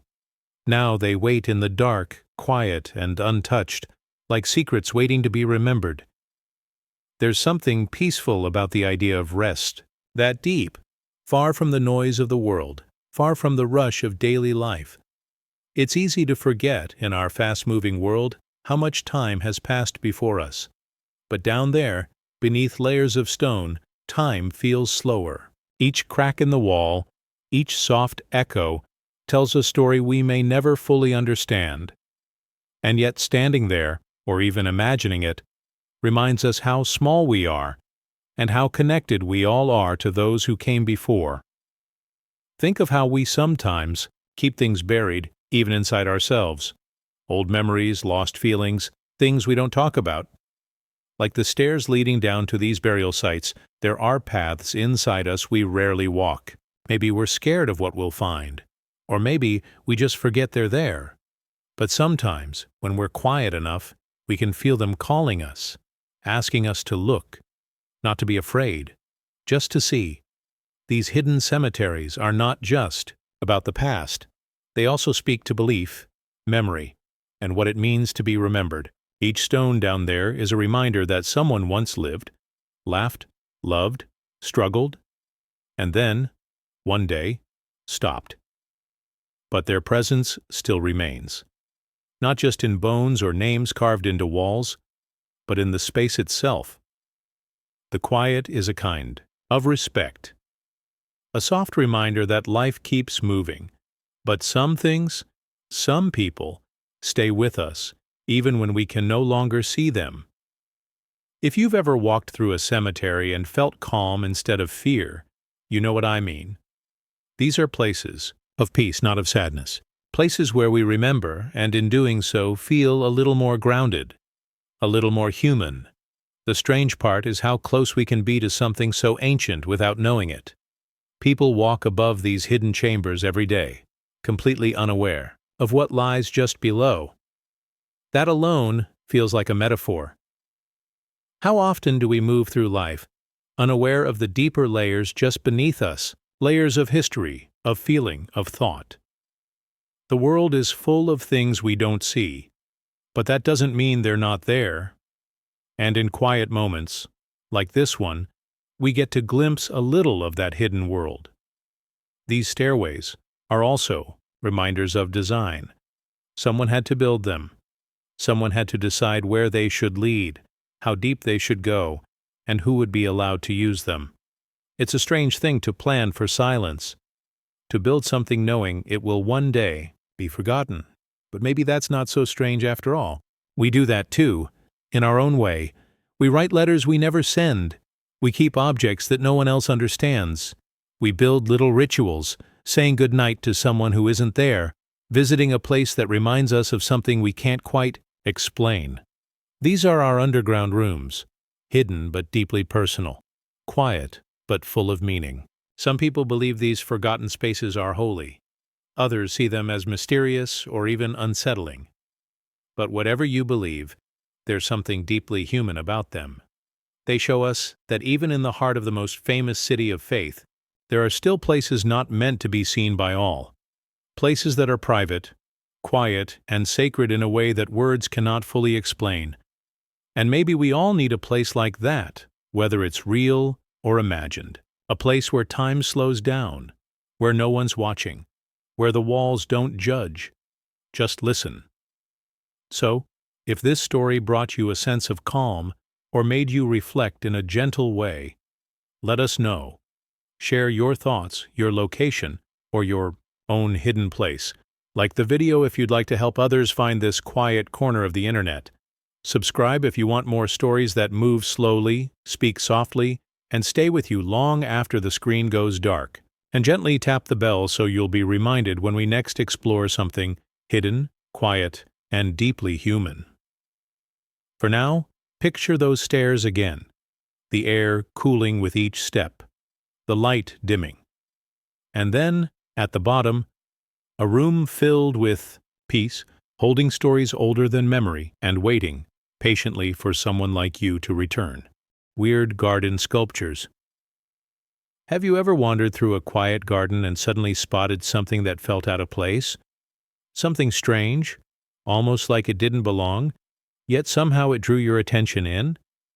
Maybe it was a small statue, tucked between bushes, or a curious figure hidden beneath leaves, staring silently back at you. It feels like a secret waiting to be discovered, or maybe a story trying to be told in silence. Imagine a garden so beautiful and peaceful, but inside it, these odd sculptures live quietly, their meanings hidden beneath layers of time and mystery. It's a bit like meeting a stranger who doesn't speak, but whose eyes seem to know more than words can say. Have you ever seen something like that? In a garden, park, or even your own neighborhood? If so, share your experience in the comments and tell us where you are watching from. Maybe we all have hidden corners that hold quiet surprises. If you enjoy gentle mysteries like this, please like the video and subscribe so we can explore more quiet stories together. Now think about how everyday things can feel mysterious if we just stop and look a little closer. Like how a rainy day can feel calm and slow, or how a conversation with a close friend can reveal unexpected feelings. These weird garden sculptures work the same way. On the surface they might just be stone or metal, but beneath they carry symbols, stories, and secrets, some said to guard knowledge from long ago. Some people say one of these figurines holds a secret tied to ancient traditions, hidden from most eyes. It might seem strange, how can a silent statue hold secrets? But when we think about language and symbols, it makes sense. A smile can mean many things. A glance can speak volumes. And art, even still statues, can tell stories without a single word. These sculptures invite us to look deeper, to ask questions, and to wonder. They remind us that not everything important is shouted out loud. Some things are whispered quietly, only to those who pause and listen. That is a kind of paradox, isn't it? How something still and silent can carry so much meaning. It's like the paradox of quiet moments in our busy lives, how silence can sometimes say more than noise. The sculptures hidden in greenery are also about belief. Different people see different things in them. Some see guardians, watching over the garden and those who walk through it. Others see puzzles or warnings, and some simply appreciate their strange beauty without needing to understand. This shows how we all bring our own stories and feelings to what we see. It reminds us that belief shapes meaning. What feels magical or mysterious to one person might feel ordinary or even confusing to another. In this way, these sculptures connect to something bigger, how humans find meaning in the world around them, how we create stories to make sense of the unknown. There's also a quiet lesson here about how we care for the hidden and the strange. Gardens are places where things grow slowly, where nature's secrets unfold in small, patient ways. The sculptures fit into this rhythm, quietly becoming part of the garden's life. They are reminders that not everything must be understood immediately.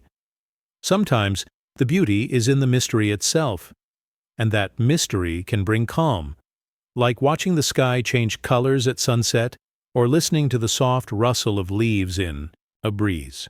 In a way, these sculptures are like the quiet corners of our minds where strange thoughts live, places we don't visit often, but that hold pieces of who we are.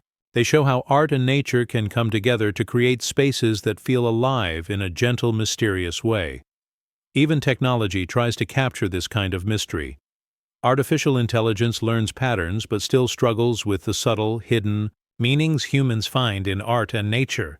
So these sculptures remind us of something very human: our love for mystery, for beauty, and for stories that don't need words. If this calm story of strange garden figures brought a feeling of wonder or peace, please share your thoughts below. Like the video if you want more gentle mysteries like this. Subscribe and tap the bell softly so you can join the next quiet journey into the unknown. For now, picture yourself in that garden again, walking slowly among green leaves and soft shadows, noticing that odd figure just beyond the path, silent but watching, waiting for someone to understand its quiet secret. Secret papal gardens. Have you ever wandered through a park and noticed a gate marked private or staff only, and felt a sudden tug of curiosity? What wonders might lie just beyond that locked entrance?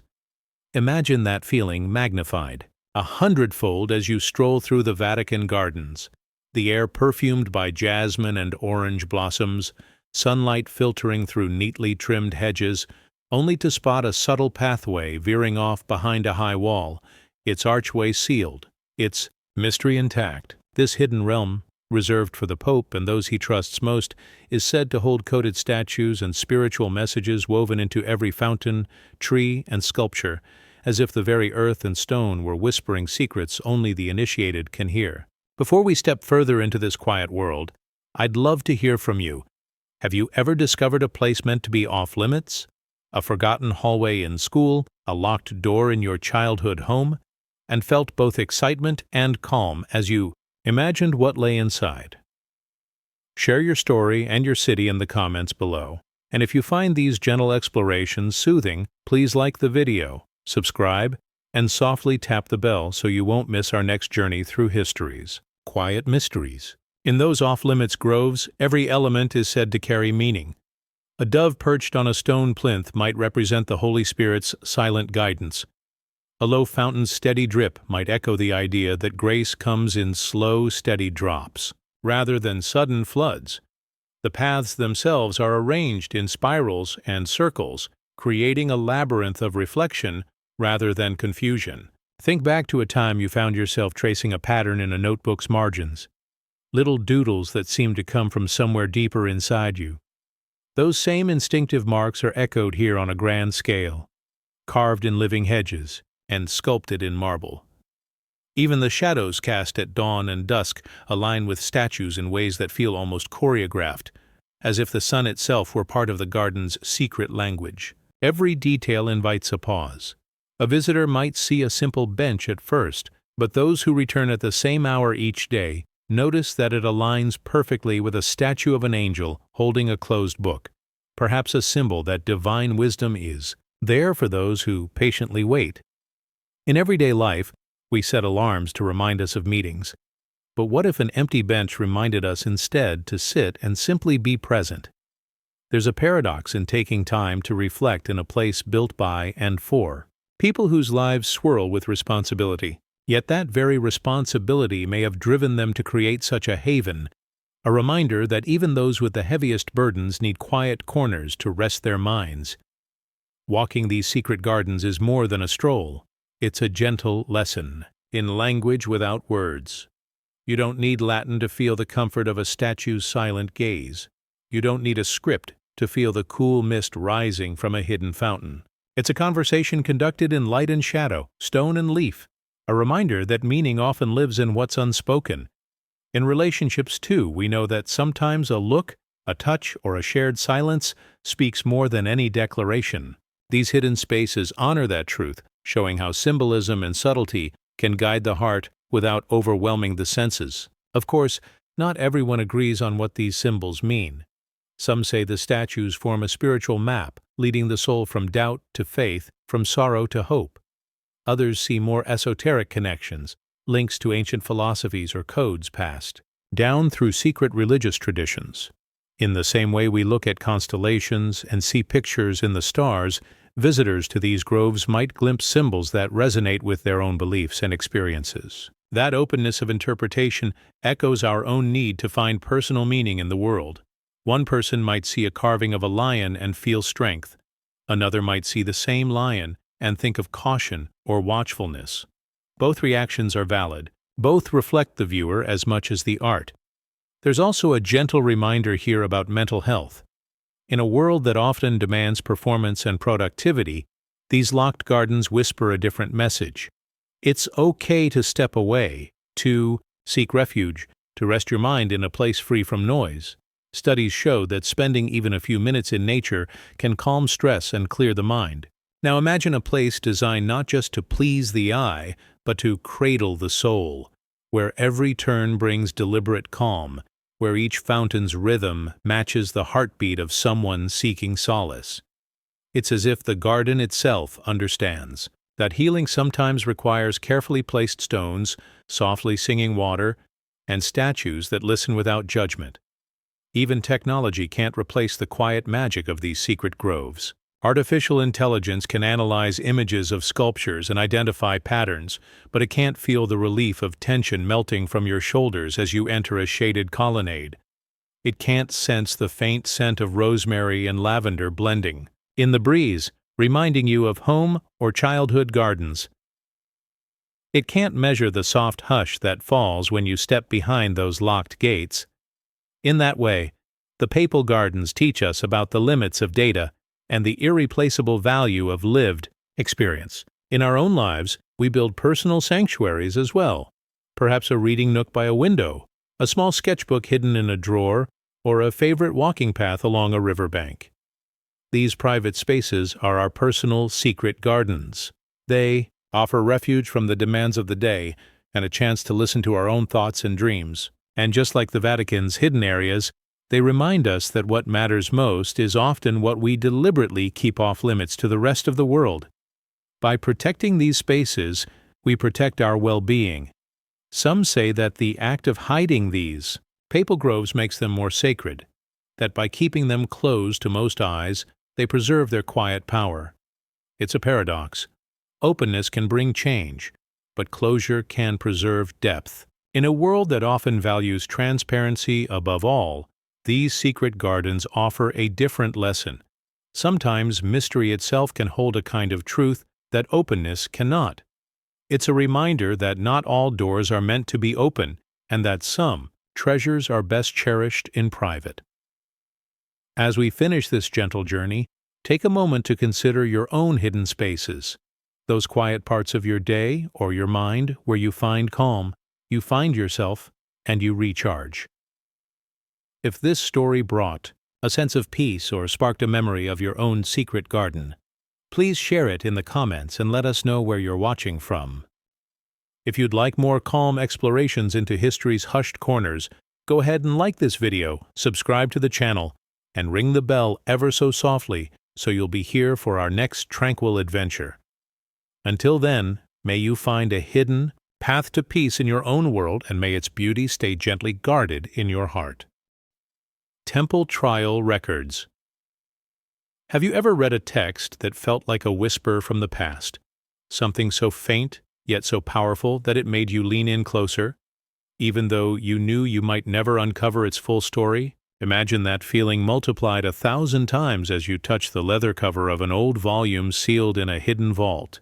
A volume containing the trial records of the Knights Templar, the medieval order once revered for their courage and charity, then accused of heresy and blasphemy in the early 1300s, only to have the official documents of their hearings locked away by powerful hands and left to gather dust. If you've ever uncovered a family letter or school notebook that spoke of secrets long buried, you know that rush of curiosity mixed with reverence, wondering who wrote those words, what led them to pen innocent truths or fearful confessions, and how different life might feel if those pages were opened today.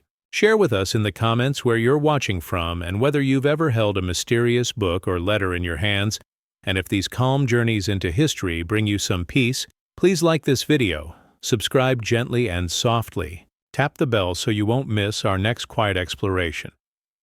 The story begins in 1307, when King Philip IV of France, deeply in debt to the Templars after funding wars and lavish projects, orchestrated a series of arrests on a single chilling morning knights woke to the clang of metal and the words, "By order of the king," believing they would defend the faith on distant battlefields, not face shameful charges at home.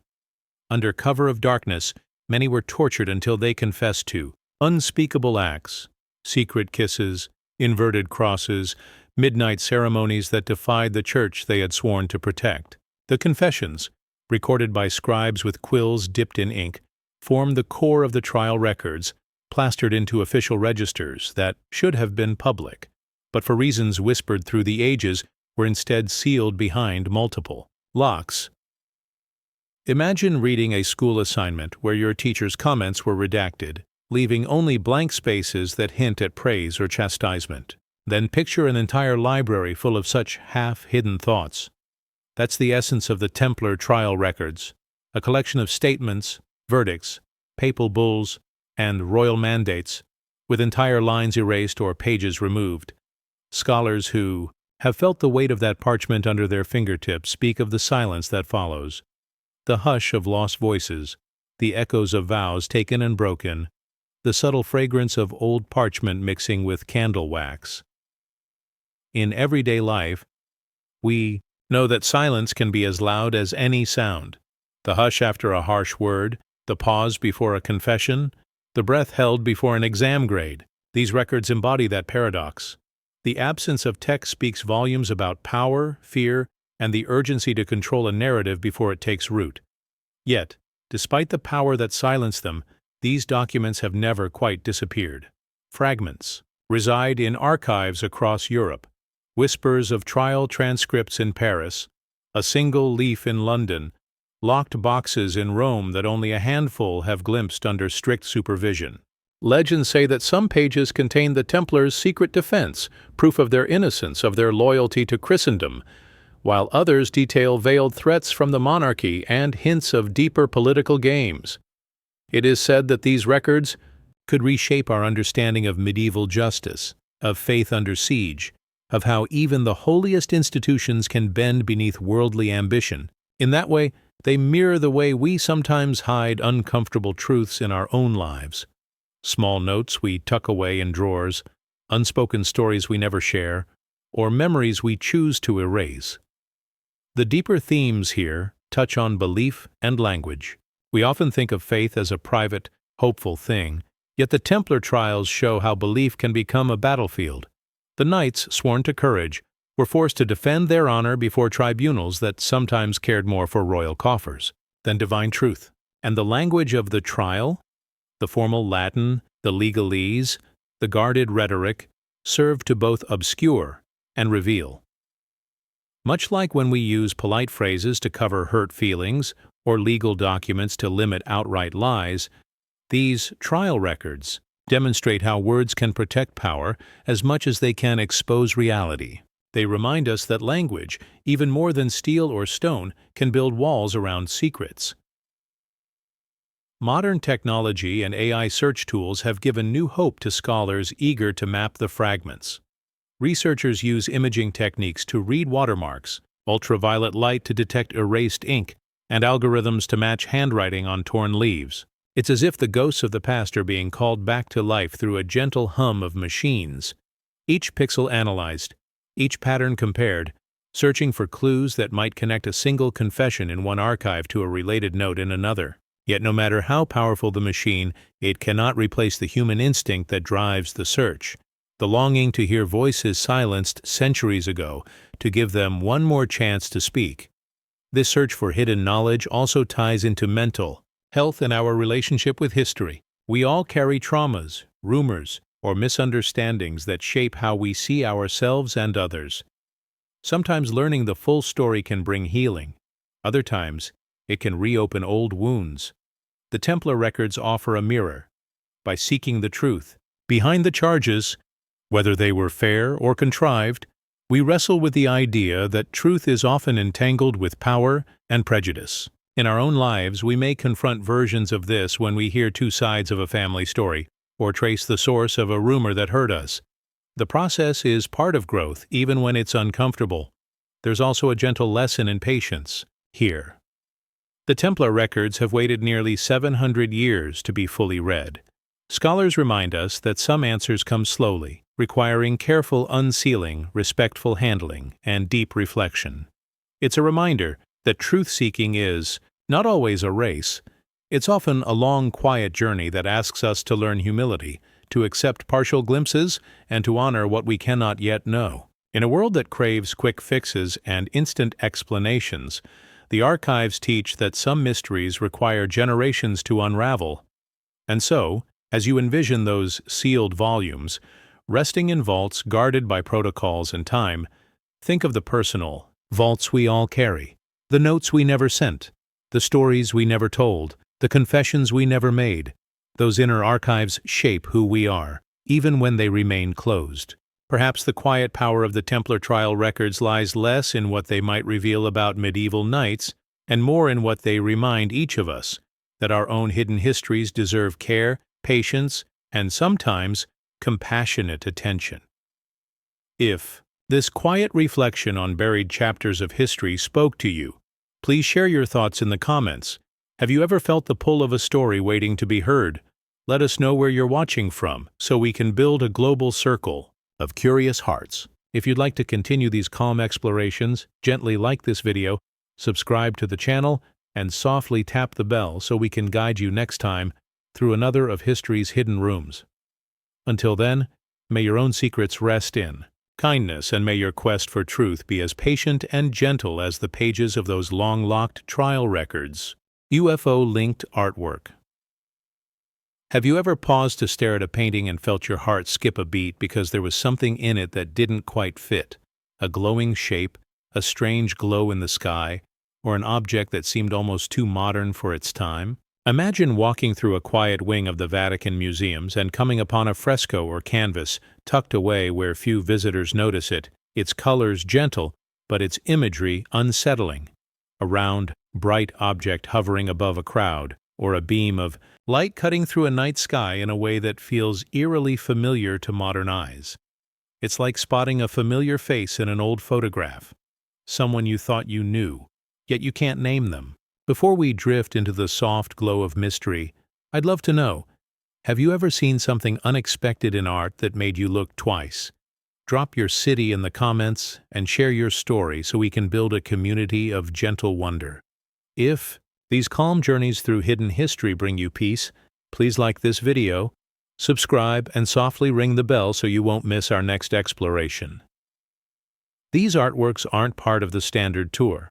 They lie just beyond the ropes, in side chapels or small rooms where the light filters through high windows, illuminating figures in soft gold and dusky blue. At first glance, the scene seems sacred. Saints in prayer, angels descending, or pastoral gatherings beneath the sky. But if you look closely, you might notice that what appears to be a sun or star is too solid, too round, too precise. Or that a beam of light cuts through clouds in a straight line, as if painted with a ruler. In our daily lives, we recognize odd patterns in familiar places, a face in the clouds, a melody you swear you've heard before. These paintings offer that same spark of recognition, wrapped in centuries of paint and plaster. Why hide these subtle shapes? Some scholars believe the artists witnessed strange lights in the sky, meteor showers, comets, or unexplained phenomena, and immortalized them in their work, unaware that future generations would see them as possible visitors from beyond. Others think the Church chose not to draw attention to these details, fearing they might distract from the sacred narratives or spark questions that could unsettle the faithful. The paradox is that what was once seen as an ordinary recording of wonder has become a focal point of curiosity, a sign that the past might hold threads of connection to mysteries we still face today. This quiet intersection of faith and the unknown touches on belief itself. We often view religious art as fixed teaching, yet here we find images that hint at something beyond doctrine, something that resonates with modern ideas of exploration, possibility, and even contact.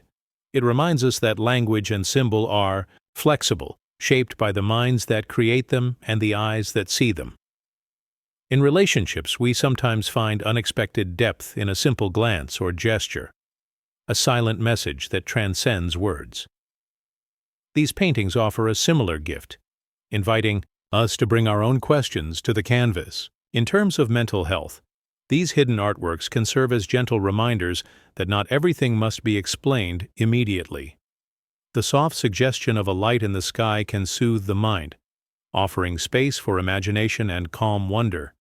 It's like watching a distant lantern in the fog, unclear yet beautiful, urging you to slow your breath and let your thoughts drift. Even in our age of artificial intelligence, where every image can be analyzed for pixels and patterns, the real magic of these paintings lies in the quiet feeling they leave behind, an invitation to linger, to ponder, and to connect across time. So, if this glimpse into the Vatican's subtle secrets sparked your curiosity or touched your heart, please share your thoughts in the comments below and let us know where you're watching from.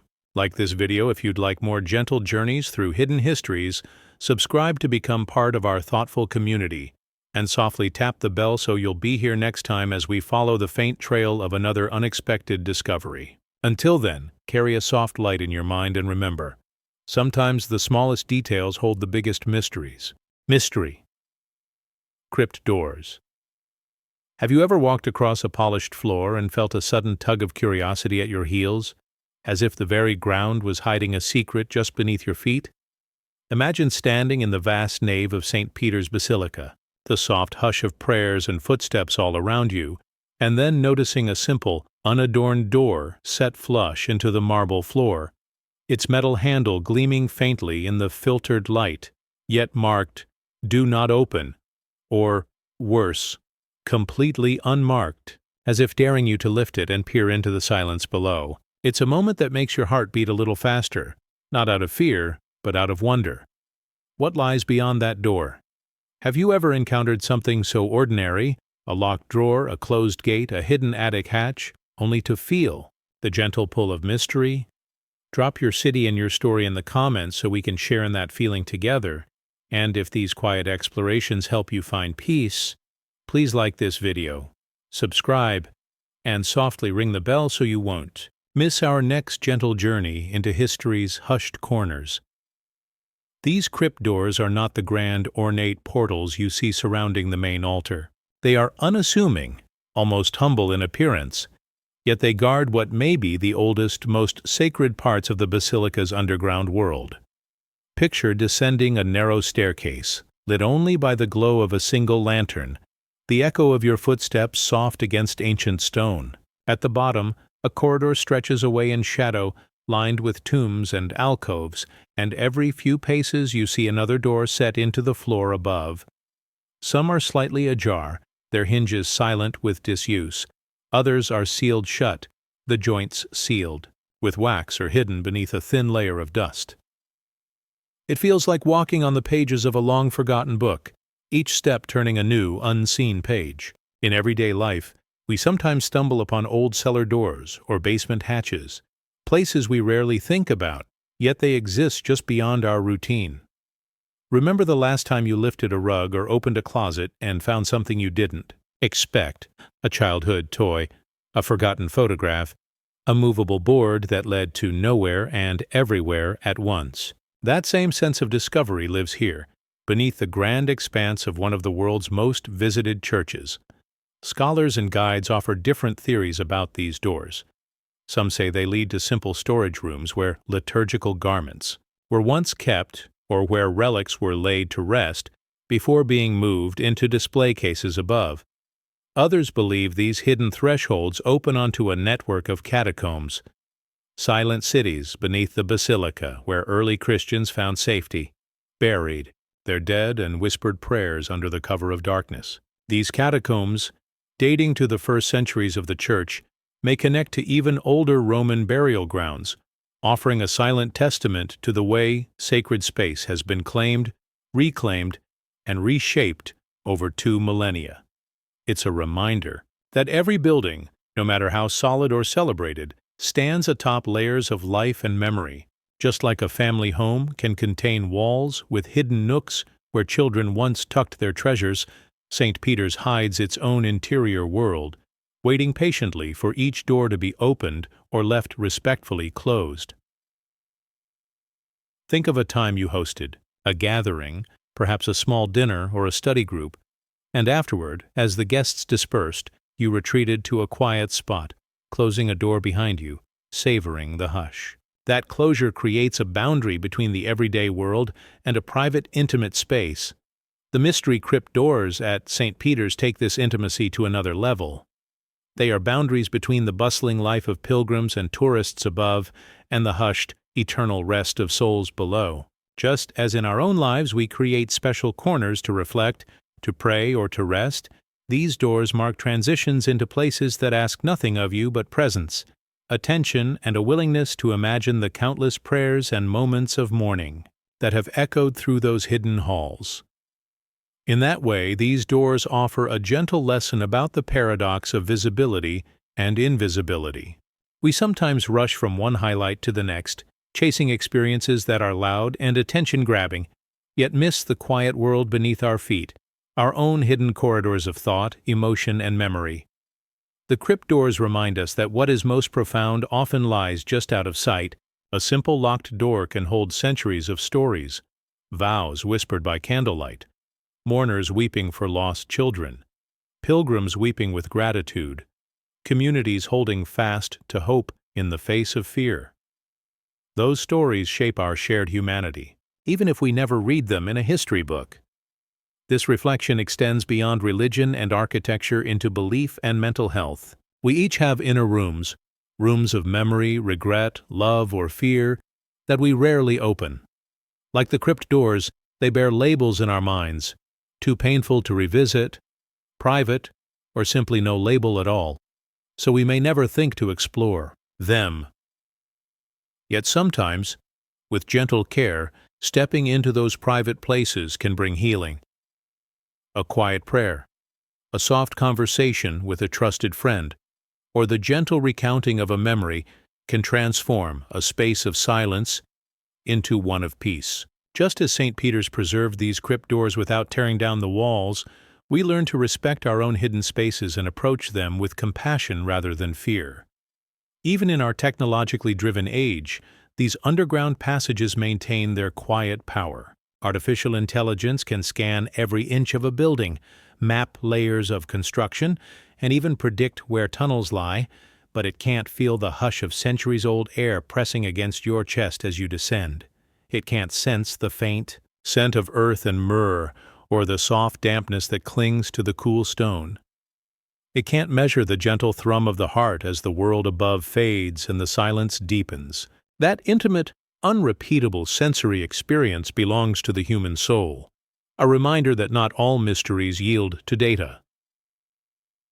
At night, some guides whisper that if you listen closely, you can hear the faint echo of old hymns drifting up from those chambers, a song for the departed, an unanswered prayer, a humble melody that once comforted the grieving.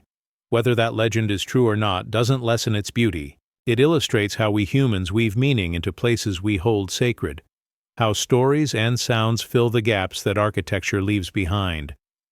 Like the neighbor's lullabies you might hear through a thin wall, those phantom hymns connect living and departed, merging past and present in a single moment of shared humanity.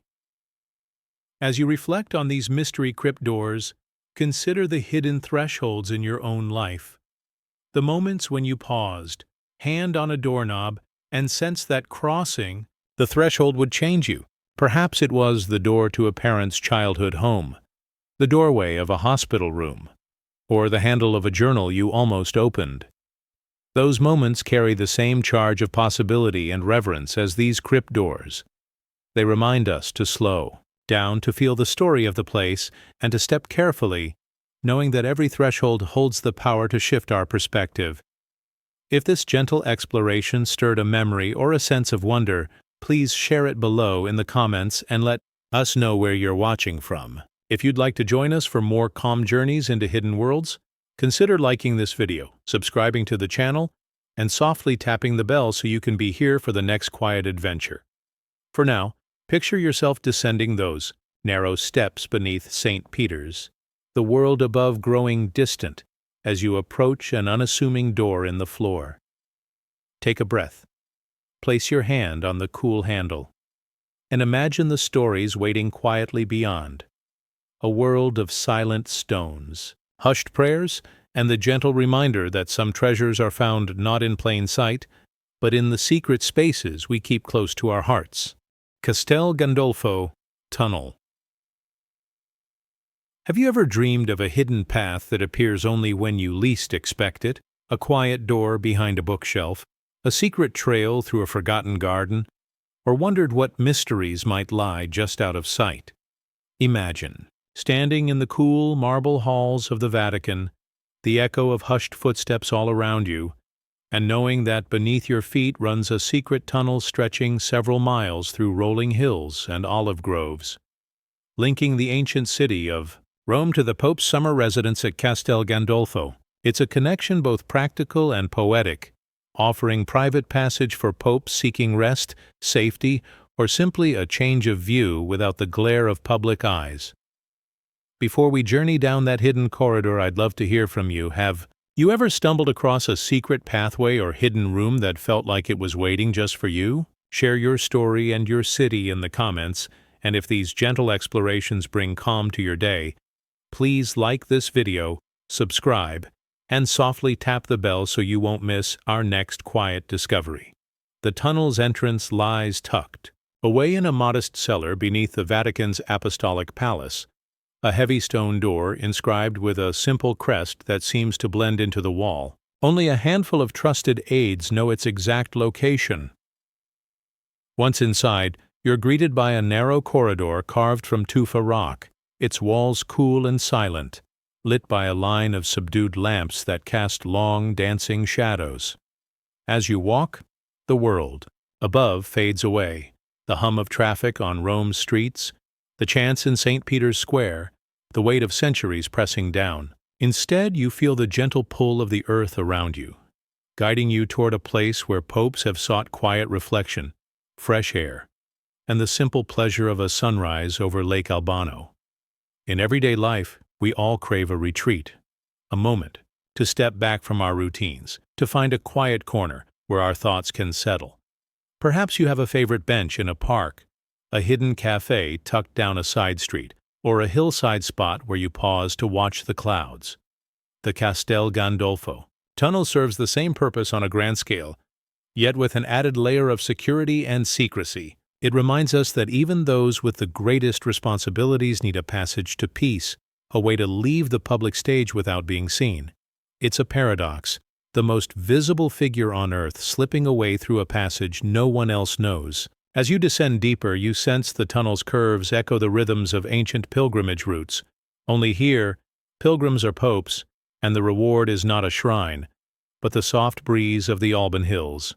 Halfway along, there's a small alcove where a single chair once stood, placed for a brief rest or a moment of prayer. Over centuries, popes paused there to gather their thoughts, perhaps composing homilies in their minds, or simply breathing deeply before emerging into the light. In that darkness, the noise of power loses its edge. Titles and robes feel distant. All that remains is a human being, seeking calm and renewal. The finale of this underground journey arrives at Castel Gandolfo itself, a serene palace overlooking a crater lake, where the walls glow softly in the dawn. The tunnel's exit opens into a secluded courtyard, shielded by cypress trees, and framing a view of water so still it mirrors the sky.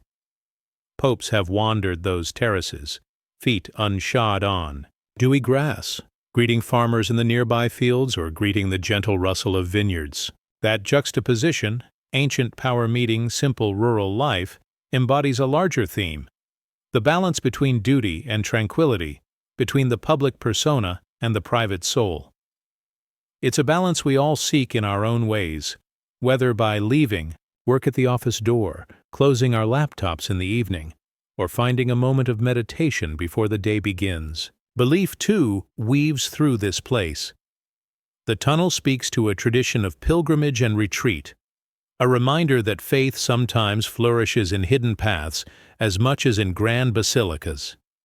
Just as monks built subterranean cells for contemplation, popes have used this tunnel to find silence away from the sound of trumpets and cheers. It suggests that devotion can be both communal and deeply personal, that grand rituals and private prayers are woven together in the tapestry of spiritual life. For many, that tunnel is less about escape and more about returning to the heart, to purpose, to the simple act of listening for a still, small voice. Language shapes our understanding here as well. We call it the secret tunnel, but perhaps private passage would capture its true spirit. Words matter. Secret can feel shadowy, even sinister, while private feels more like an invitation to calm and reflection. In our own lives, we use language to frame our experiences. Time off can seem restful, while escape may carry guilt. This corridor reminds us that naming our retreats influences how we approach them. Choosing words of peace can transform a doorway into a sanctuary rather than a hiding place. Modern technology now allows historians to map the tunnel precisely, using ground-penetrating radar and 3D modeling to understand its twists and turns without disturbing the sacred space. Yet even the most advanced tools cannot recreate the tactile intimacy of walking those damp stone floors, where each footstep squeaks softly, where each breath meets the cool air of the earth. The human experience, heartbeats, quiet reflections, the faint echo of remembered prayers, remains beyond the reach of any machine. It's a reminder that some corridors are meant to be felt as much as measured, and that presence matters more than data. In our own hidden passages, whether the route we take to a friend's house, the early morning walk before the world wakes, or the gentle turning of pages in a favorite book, we seek the same blend of safety and renewal. The Castel Gandolfo Tunnel is simply a grand version of this universal longing. It's a carved symbol of our shared need to step away, to pause, and to re-emerge in light refreshed. And while popes may walk this path, the feeling it evokes belongs to anyone who has ever closed their eyes in a quiet moment and let the world spin gently away. So, as you imagine that hidden gateway in the floor of the Vatican and the quiet corridor that leads to sunlit hilltops, think of your own secret doorways. Perhaps it's a drawer you keep closed until you need a special letter, or an app you open only when you need to breathe. Whatever your passage, know that it holds its own gift, a chance to reconnect with what matters most. If this journey spoke to you, please share your reflections below and let us know where you're watching from. If quieter stories help you find calm, like this video, subscribe, and gently tap the bell so you'll be here for our next soft exploration. Until then, may you find your own secret path to peace, even if it's just a line drawn in the sand, a leaf turning on the breeze, or the simple act of closing your eyes and taking a slow, mindful breath. Alien Skull Discovery. Imagine standing in a dimly lit chamber beneath ancient stone floors, the air cool and heavy, when you notice a set of skulls laid out on a simple wooden table, each one elongated at the back, their proportions unlike any human claim you've ever seen. Your heart skips as you realize these are not typical archaeological finds, yet they rest silently before you, untouched by excavation dust or public display. It's a moment that makes your breath catch, questions stir, and every childhood story of strange visitors float back into your adult mind. Have you ever found something that didn't fit?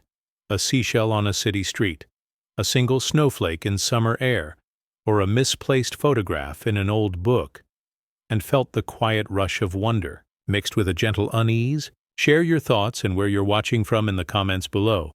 And if you find comfort in these calm reflections on history's mysteries, please like this video, subscribe, and softly ring the bell so you won't miss our next journey into the hidden corners of the past.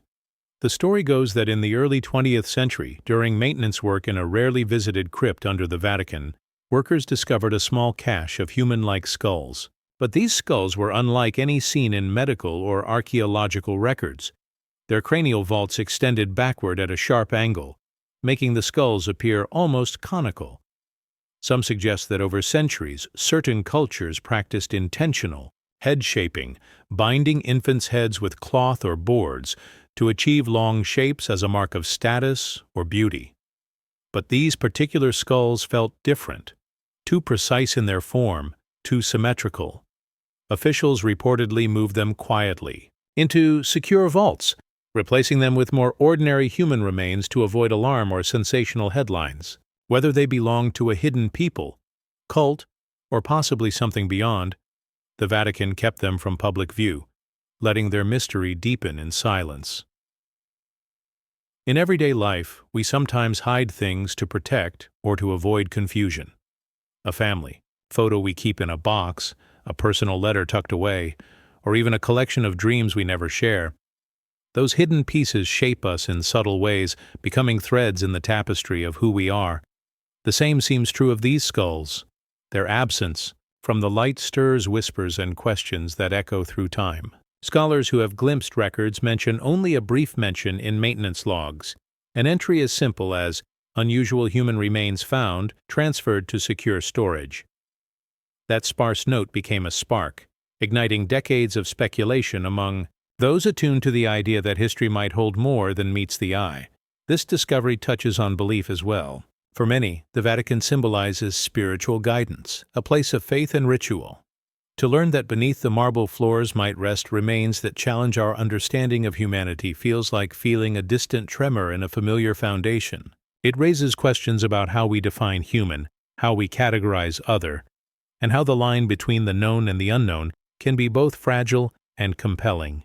We often rely on labels: artifact, relic, artifact out of time. Yet these skulls resist easy classification.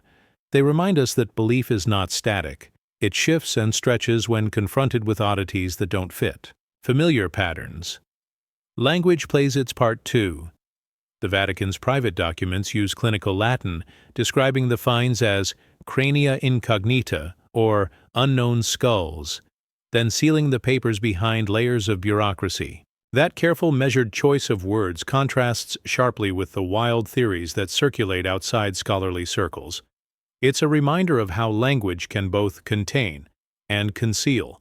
In our own lives, we use words to soothe, to confuse, to clarify, and sometimes to hide feelings we're not ready to face. These skulls seem to exist in that space between words, above the threshold of clear explanation, yet inscribed in official records. From a mental health perspective, the discovery also mirrors how we handle the unknown within ourselves. We encounter thoughts or memories that feel alien, new fears, unexpected joys, dreams that challenge our sense of self. Often we tuck those away, preferring the comfort of known patterns. But sometimes, like those skulls, hidden parts of us hold clues to our deeper nature, waiting for gentle curiosity rather than fear. A calm mind can hold both the familiar and the strange, weaving them into a wider, more compassionate understanding of what it means to be human. Even in our digital age, technology and AI can analyze images of these elongated skulls, measuring angles, comparing bone structures, looking for matches in global databases. Yet they can't decide what it means to look into a skull's empty eye sockets and feel an echo of life that defies simple explanation. The data may map every ridge and cavity, but the human mind brings the capacity for wonder, for narrative, for the very questions that drive our curiosity forward. In that way, the skulls encourage a gentle dance between analysis and imagination. As you let these thoughts settle, consider a small object you've kept out of public view, something that holds a personal mystery or memory. Maybe a seashell you found on a trip, a toy you treasured as a child, or a letter you wrote but never sent. These items hold stories, feelings, and questions, all waiting quietly in their place. They teach us that every hidden object, like every hidden thought, is worth a moment's gentle attention, because within that attention lies the bridge between silence and understanding. If this reflection on the Vatican's alleged alien skulls brought a soft stir of curiosity, please share your thoughts below and let us know where you're joining from. If you'd like more calm journeys through history's whispered tales, consider liking this video, subscribing to the channel, and softly tapping the bell so you can walk alongside us again. Until next time, may you embrace the mystery in your own hidden corners, and may your heart remain open to the gentle surprises that rest just beyond the familiar. Escape tunnel route. Imagine the quiet tension of a heavy knock at a grand door deep within the Vatican walls, the echo bouncing down empty corridors as those inside prepare for danger. Imagine the weight of history pressing down, knowing that, at any moment, the leader of millions might need to vanish into shadows, slipping through secret passages carved out centuries ago. It feels both real and mysterious, like hearing footsteps when no one is there. Have you ever found yourself needing a way out? A quiet escape from stress, expectations, or fear, whether from a tough day at work, a difficult conversation, or even the stormy weather outside? Share where you're watching from and any quiet escapes you know in the comments.